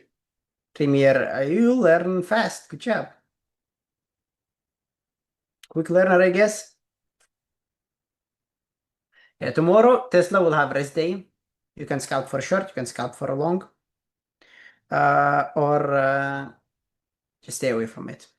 I would prefer to stay away from it. We'll probably have some better trading opportunities. Yeah, guys, for those who still didn't get my book, Complete Guide to Multiple Time Frame Analysis and Reading Price Action, it's going to help you a lot in your trading. And I'm wondering, guys, why do we have only 4 reviews?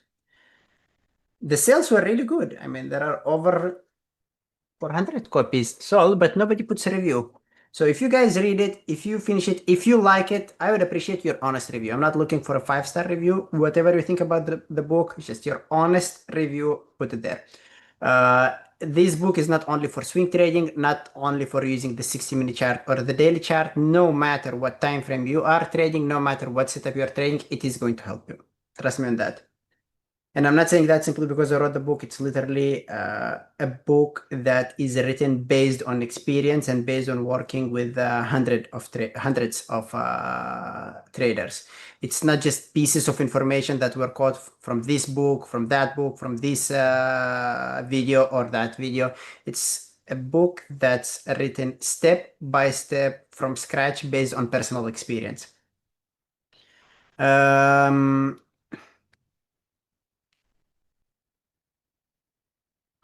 Yeah, Richard, I saw that. For some reason, Amazon does not like me. I saw a couple of reviews deleted.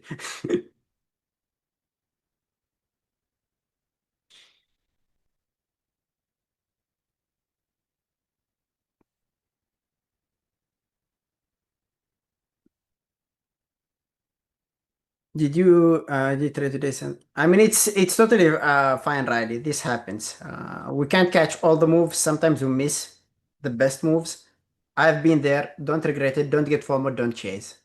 Market is literally full of opportunities, and if you missed something today, you're going to catch something tomorrow. If you miss something tomorrow, you're going to catch something after tomorrow. It's totally fine. Uh, and you don't really need to catch the full move. It's impossible to get an entry at the bottom and get an exit at the top.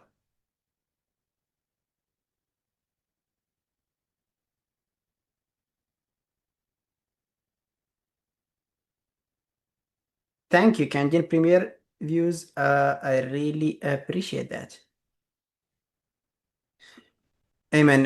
If you can see this, I see you're also using Atlas. How would you use it? I sometimes find it's not exactly accurate, while sometimes it works well. Jack, you're right. Similar to any other indicator, it's not 100% accurate, right? Having a big order up here does not mean necessarily that the price is going to reach it. I mean, in Atlas case, it is going to reach 390. I have no doubt in that. But a lot of times, if you have a big order up there, it doesn't mean that it's going to reach it. If it has a big order down here, doesn't mean that it is going to reach it. It's a combination of multiple things, multiple time frame analysis, strategy, whatever indicators you're using with an extra confirmation from Atlas. So you need to put a lot of pieces together and then you trade it. Just relying on this, it's not going to work. Sometimes big orders are sitting there not for a day trade, for a swing trade. And sometimes they're never hit. So don't over rely on it. Atlas is not better than chart trading skills. Atlas is not better than volume price analysis. It's an extra tool, a really helpful tool, but an extra tool that you need to use wisely.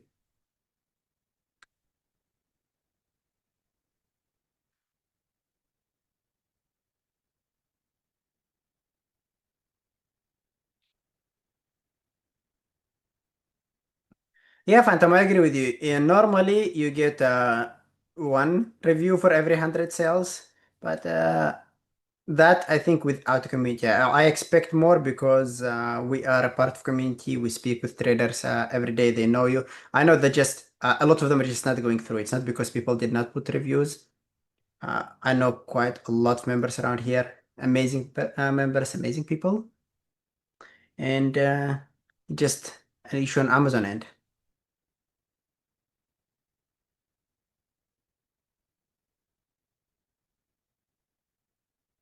Svetlana, thank you. I really appreciate it. Did you exit Tesla? I left a lot of money on the table. It's totally fine, live trading. We always leave a lot on the table. You know, when you trade, you have your strategy, you have your entry criteria, you have your stop loss, and you have your target criteria or scale out criteria. Follow this. You should not care about how far the stock ran or how close it was to your target before it went against you. You have a system, stick to the system. Maybe today you left a lot of money, but let's say that you take 10 or 20 trades, and on each of these trades, you're trying to catch a move like Tesla. You'll probably lose on maybe 19 out of them, maybe all of them, right? So when you trade, you need to have an edge. Your edge is something that happens repeatedly. Do we get moves like this repeatedly? Just take a look at the daily chart. Let me zoom out the daily chart for you. How often do we get $30 moves on Tesla? Nothing around here. Nothing around here. Maybe this day? Not even here. Maybe here? Yep, there it is, around here. So literally like 4 to 5 months before we finally catch $30 move. So do not regret it. Yes, it's you feel some FOMO in hindsight, seeing how far it ran, seeing how good of an entry you had, and how much you could have made. But if you try to catch these type of moves, most of the time you'll be losing money. Be happy about small, consistent gains. Bird is going crazy. Yeah, I told you, this is a short squeeze around here. This is a clear definition of a short squeeze. We've reviewed it around $18, right? Around here. And I told you that this thing, if it clears the $18, it's going to spike for $2, $3 more. Why is that? Look at this clear level of resistance around here. That is the level that we were looking for. And I told that if this thing clears the 18, it is going to 22. Now we have a lot from all the way to 28, so it's going to go slower around here. I don't expect a really big spike, but if it clears the $29 area, expect the 34. This is a clear definition of short squeeze. And I know that institutions, big players, they're not going to repeat the mistake that they did with GME. They're just going to bail this time. Why is it not halting? Because it doesn't make the move that it needs to make to get halted.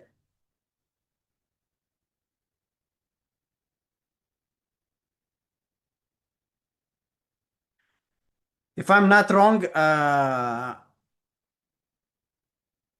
we need somewhere around 5 or 10% within 5 minutes before a halt. Correct me, guys, if I'm wrong. I think it needs to make around a 10% move within 5 minutes before it gets halted.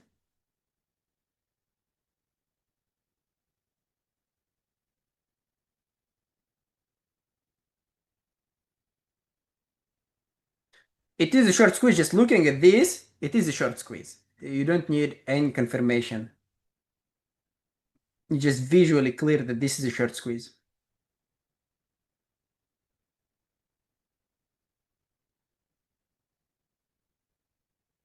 RLW, thank you so much for the review. I really appreciate it. Agatha, thank you for the kind words. I really appreciate it.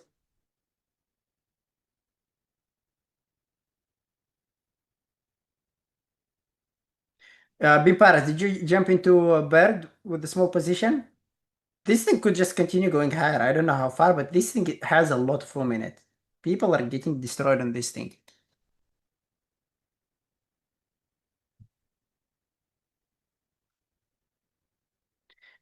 C Dubon 22S, you are saying 10%. Yeah, thank you for the correction. So yeah, 10% within 5 minutes, and we are getting the halt. If it spikes now to 25, I expect a halt. We'll see.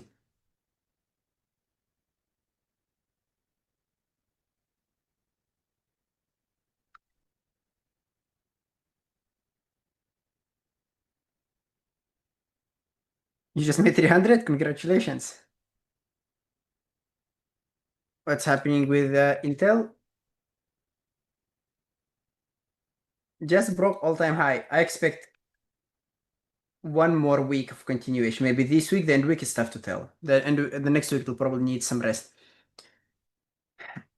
I mean, do you have any urge to trade Tesla? Not really. You know, back in time, a few years ago, I did have that urge. I was kicking myself for missing the move. I was calculating how much money I could have made, but not anymore. The longer you trade, the more disciplined and the more patient you become.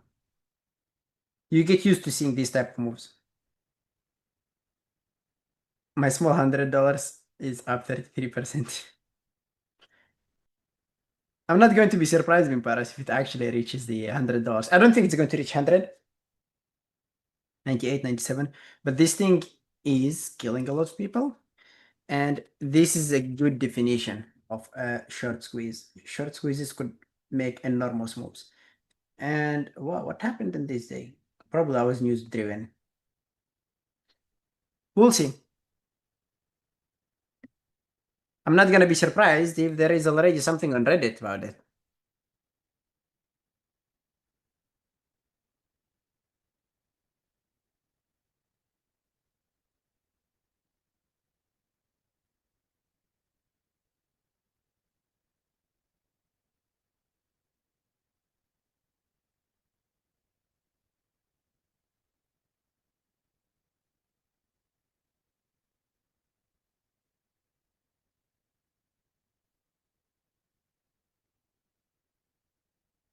But that's what you need to do to make money.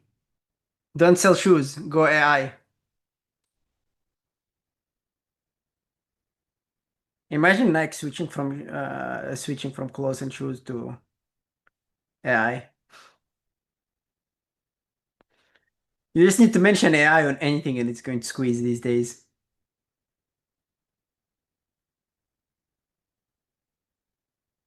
He probably did. 15K is not that much for us, so could be even more. Microsoft is looking good. I love that. I love that.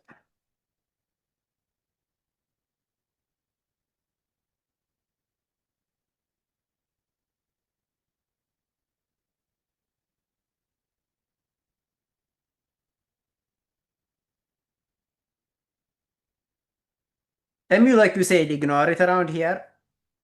Wait for this zone and then consider a long on it.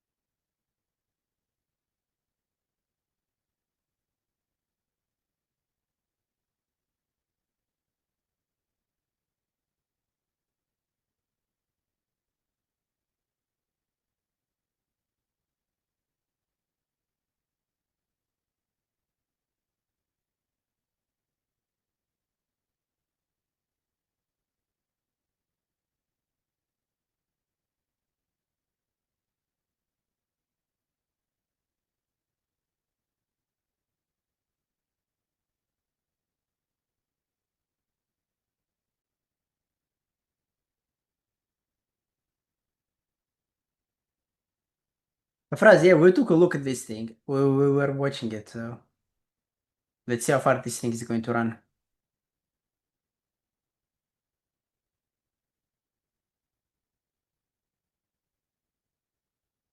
Luis, my email is ayman@bearbulltraders.com. If you guys have any questions or you need any clarification about the book or anything that's written there, just feel free to email me.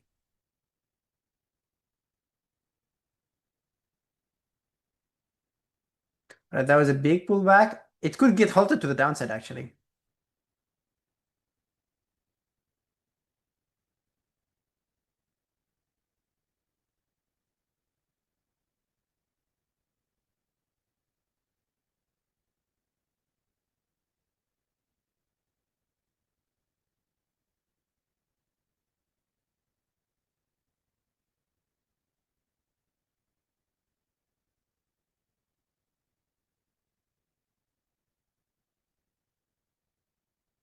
You made 7,200. Good job. That's my weekly goal.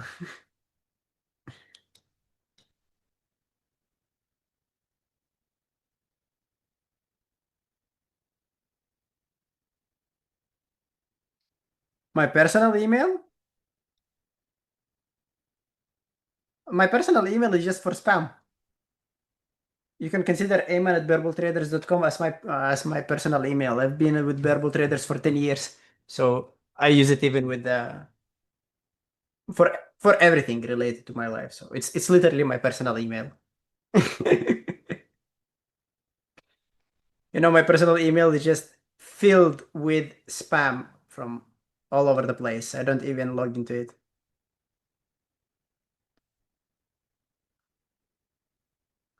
SPY hit the wall of 700. Yeah, you see, this is the level for this is all-time high level on the SPY, 697.63.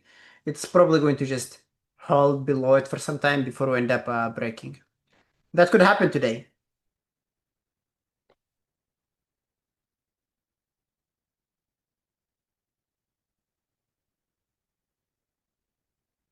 Zeus, no, it's not normal. What do you mean by by the tape and the chart do not match? What platform are you using?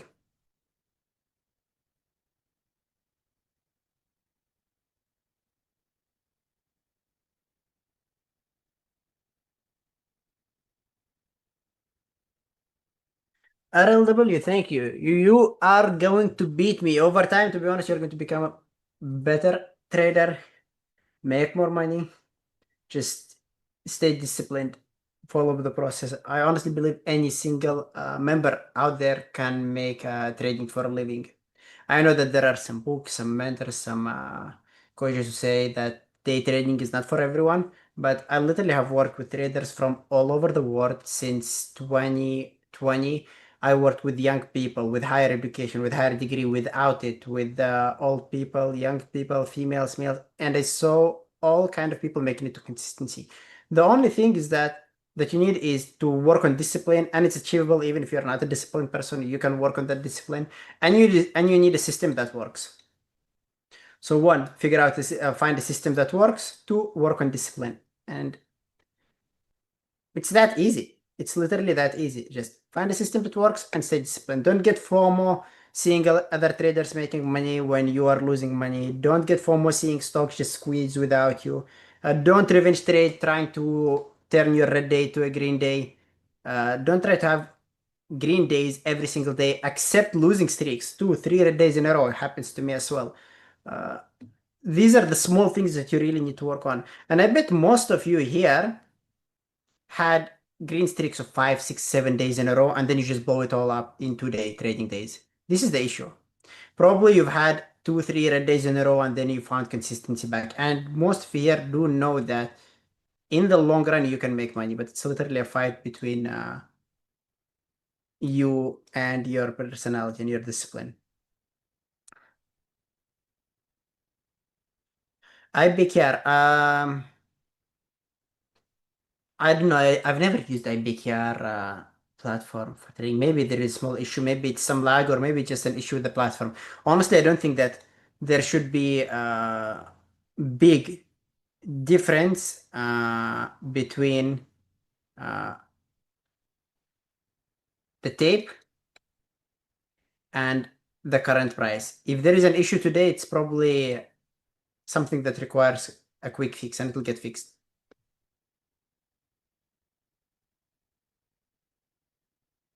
DJ, I hope you enjoy it. I'm sure you're going to learn something there. Luis, I'll probably respond to you by 1 p.m. Eastern, maybe 2 p.m. Eastern. I responded to all the emails during the pre-market. Usually it takes me around 2 days to respond to them, but I've had quite a free day today, and I went through most of the emails.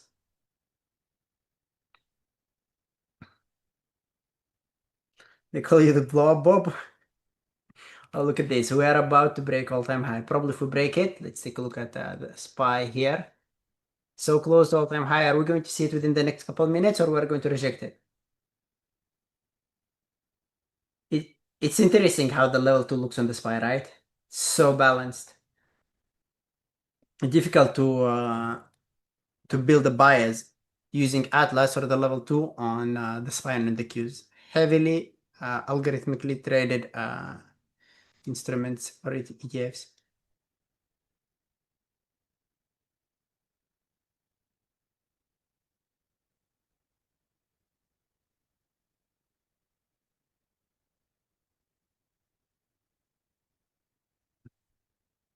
We'll get back to this. Let's take a look at CDK.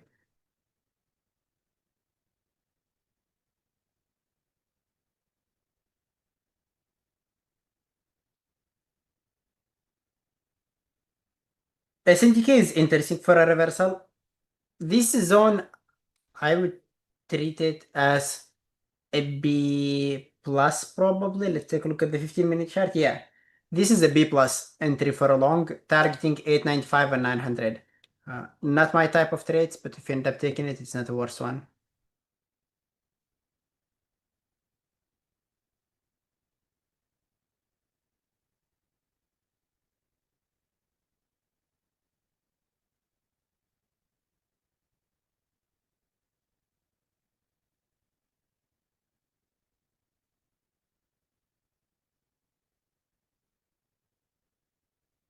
So let's take a quick look at Tesla. And oh my God, this thing keeps going higher. INC does look good on the 15-minute chart. Looks like it can still continue the trend to the upside.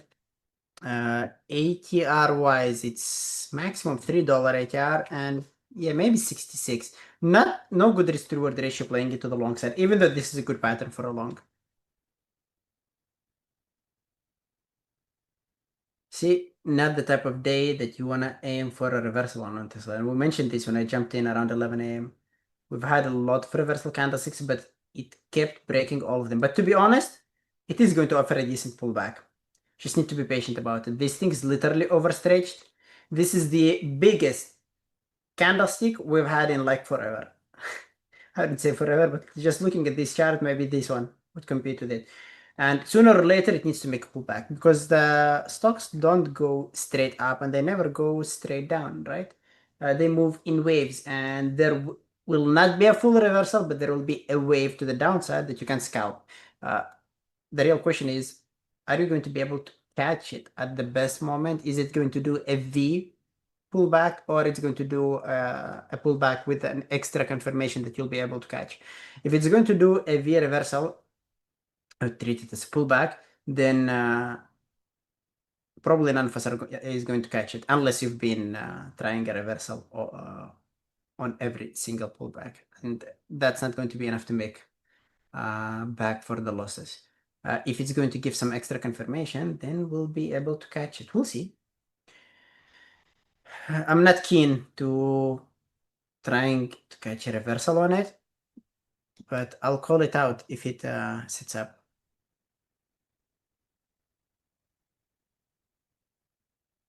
Your 100 shares on Tesla since 365. This is really good. You're up around 2,500, right, on that? Yep. 2,500s on Tesla. That's a good day trade, Tazzy.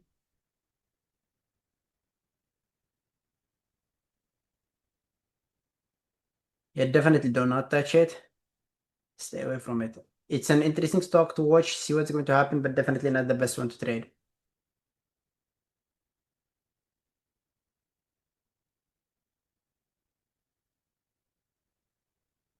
Magnificent Ruta saying he had good trade on QBTS. I would have done the exact same thing, to be honest. Previously closed $17. We gapped up, plus we got a momentum trade. Who would have known that this is going to happen? Do not regret it. Guys, the most important thing is to have small, consistent gains. And by saying small, I don't mean like 1 hour or half an hour. Small could be 5 hours. The most important thing is just to have consistent gains, small losses. Forget about home runners. Unless your strategy requires that, and unless you have specific targets for your home runners. Yeah, I used to trade them back in time. And I used to make a lot of money trading high caps consistently, and then giving part of that trying to catch a low float.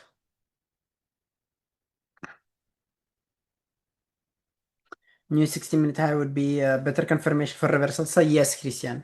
If you want to catch a reversal on Tesla, probably you want to wait for this hourly candlestick to close. You want to wait for a new hourly high and then start looking for a reversal.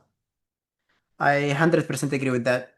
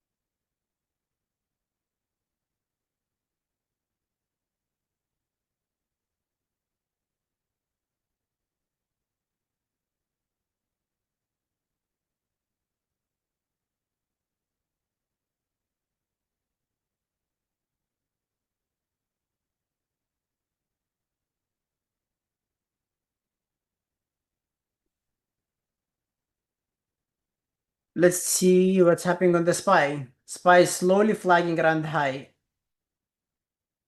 Who expects a break for all-time high today?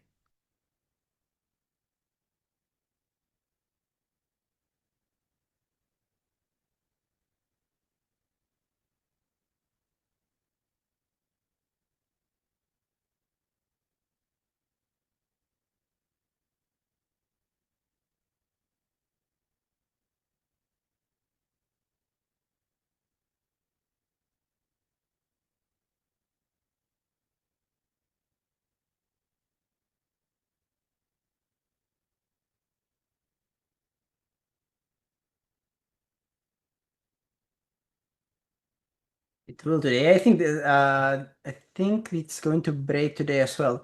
The real question is it going to do it within the next few minutes or later during the day? I expect it to sell off, to make a big pullback, trap those who are looking for a break of all-time high, and then later during the day, after 1 hour or maybe after 2 hours, it's going to break all-time high.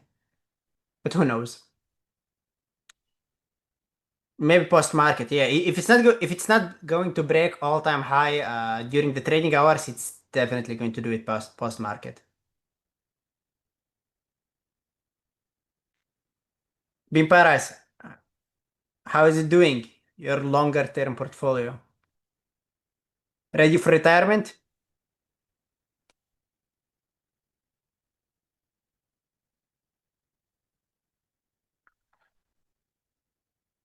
Yeah, if I were to trade on a trading terminal funded account, I would have put a $20 risk per trade.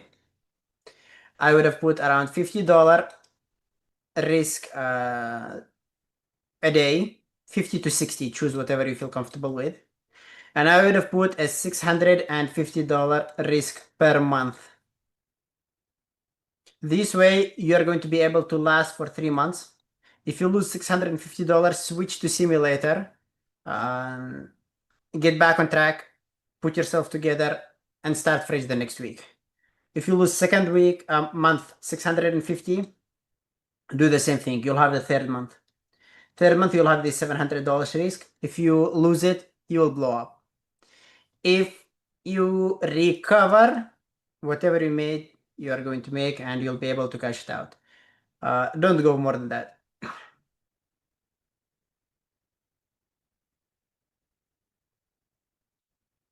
I would also follow off stopping at a loss. If you start with a win, continue trading until the loss. The moment you have a loss, stop it. If you have 3 losers, even if they were break even, also call it a day. If you had a win followed by a break even trade, you can give yourself another attempt. And the last one, whether it's a break even, whether it's a loss, call it a day. Make sure just to keep it simple so that you don't get confused about anything. Make sure to develop a trading system where your rules are helping you get the smallest possible loss per trade and per day, and where your gains are going to help you to get the maximum out of the trade also per trade and per day.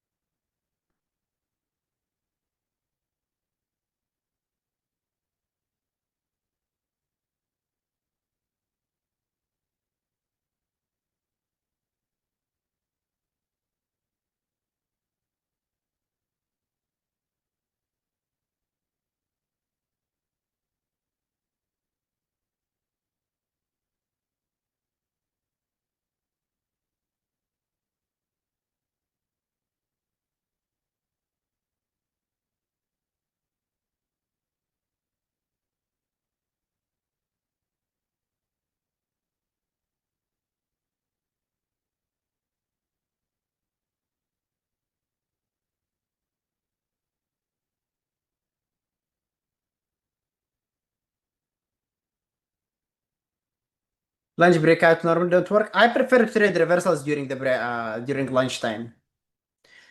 Between 9:30 and 11 o'clock, you could catch trend continuations, you could catch the dips and some momentum reversals or V reversals. After 11 o'clock, there is either a chance to catch continuation, either a big pullback.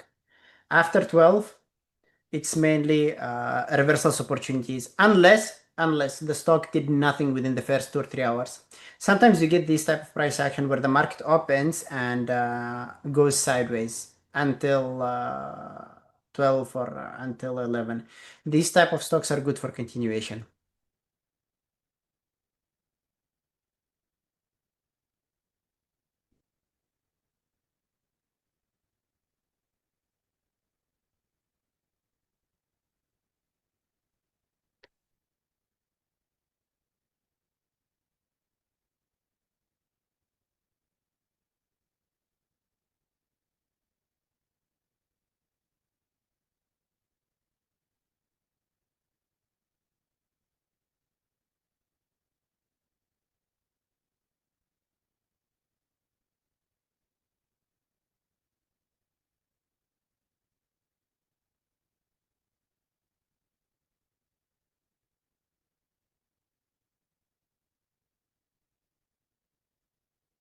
I'm Hamid. I'm half Russian, half an Arab. I live in Russia. David, I already asked that. I asked Carlos and Peter to give me to put an emoji around here, but those guys hit me apparently. I'm kidding. So you see, this was kind of expected. We're sitting so close to all-time high, and the market is not going to make it so easy for us. So that's why I said if it doesn't break all-time high within the next few minutes, it's probably going to sell off, trap a lot of traders who were looking for a break of all-time high, and then it's going to take maybe an hour or 2 hours before it recovers. And if it's not going to do it within the day, then probably it's going to happen later during the day. RLW, for now, I do not journal. I'll show you what's my process of journaling. My process of journaling now is just to take screenshots of my trades. I have them in order, day by day, and I end up screenshotting like multiple time frames. All my winners and the losers. This is PLTR winner, Apple loser, PLTR winner, AMD winner, Tesla winner, CVX winner, couple good winners, loser here, loser here, loser here, winner, small winner. So anyway, I just screenshot all my trades across multiple time frames, and I review it by the end of the week. I just take a look at them. I try to figure out what mistakes I did, whether the trades were good, whether I followed my rules or not. Back in time, I used to run a really detailed journal for every single strategy. And if you ask me this question tomorrow, I'll show you how I started my journaling phase earlier during my days, how it improved over some time, and what are the main criteria that you want to track. It's just that we have 2 to 3 minutes, around 2 minutes left for this YouTube session, and I'm not going to be able to talk about that in detail. Ask me this question again tomorrow, and we can talk a little bit about journaling, okay?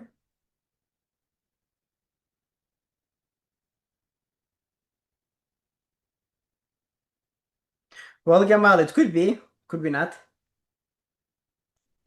Hamid, nice to meet you. I wanted to visit Morocco for a week. Never did that. Can we get into MU now? Let's take a look at that. No, it's still too early. You probably want to see it going closer to the low of the day, and once it reaches it, you can look for a long. Ayman, I've taken both of your courses recently, but I still have a lot to learn and practice. Should I focus on reversals or orbs? Jules, work on both. Work on opinion range breakouts and work on reversals. Journal both of them separately. Track your success rate and your average winners on both of them separately. Don't do it like one strategy at a time. That would be the best thing to do. Do not expand to pinpoints, range plays, ABCD patterns just yet. Focus only on breakouts and reversals.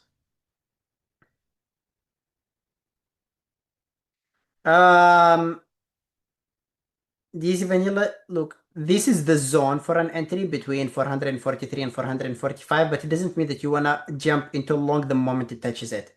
Once it reaches this area, keep an eye on the price action. Wait for a small setup around here for a long. And do not expect a full reversal move. It's just going to be a small pullback before it breaks the low of the day.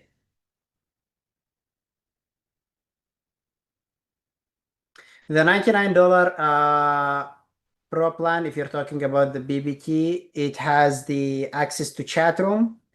Andrew trades live there. I'm there in the chat room, similar to I'm here on YouTube at 12 p.m. And but it doesn't give you access to Atlas. Atlas is separate subscription on Trading Terminal.